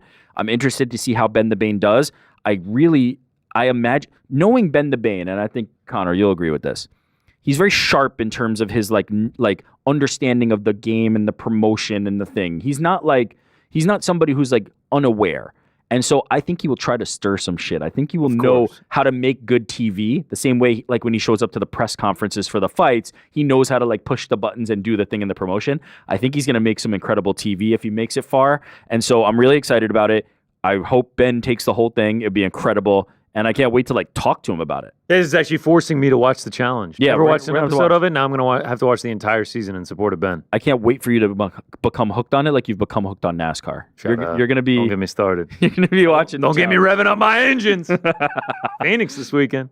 What else we got, Frankie? So Nathan Garcia sent us $9.99. That's it. Wait, that's it? There's no question? Shout out Nathan Garcia, man. Thank A you. little $9.99 for the support. My guy. Appreciate you, Nathan. Who has more aura, Chuck Mendenhall or Poetan? Sean Darwent just sent that in. That's obviously the man in the hat. Jesse Laurenti asked, amongst other people, where did you get that sweet cartoon MMA calendar? Oh, that's a great. Oh, I got that from Dosbrock, my guy. Go follow him on Instagram. There'll be links to his shops. DOSBRAK, one of my favorite combat artists. He does other stuff as well. Like he does like pop culture and things like that. But yeah, man, his combat pieces are unbelievable. Dosbrock. It's like a black and green logo. You'll know it. DOSBRAK, the man.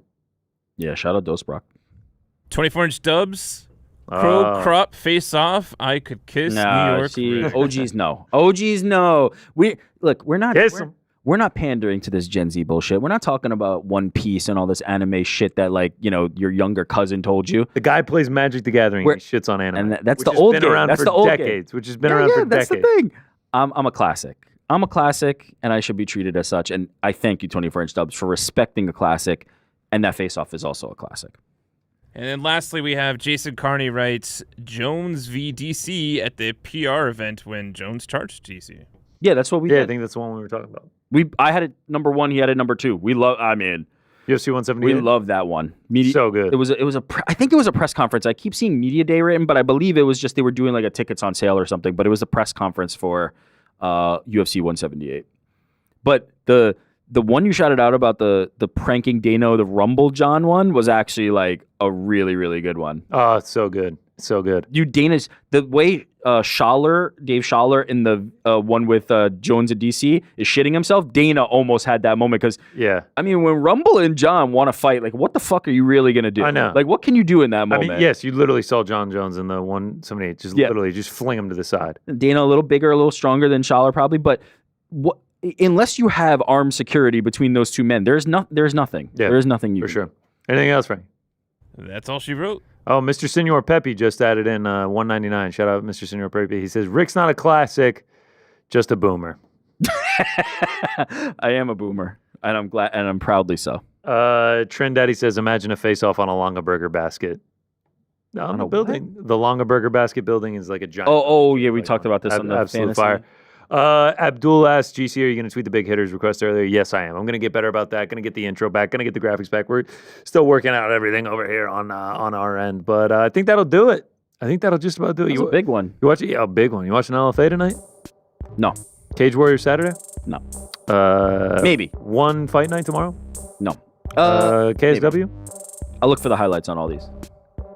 Can't wait. UFC 313 this weekend. Catch us on the watch party, 9:45 p.m. Eastern right here. Watch The Crack tomorrow. And until then, have a great day, everyone. Thanks for watching.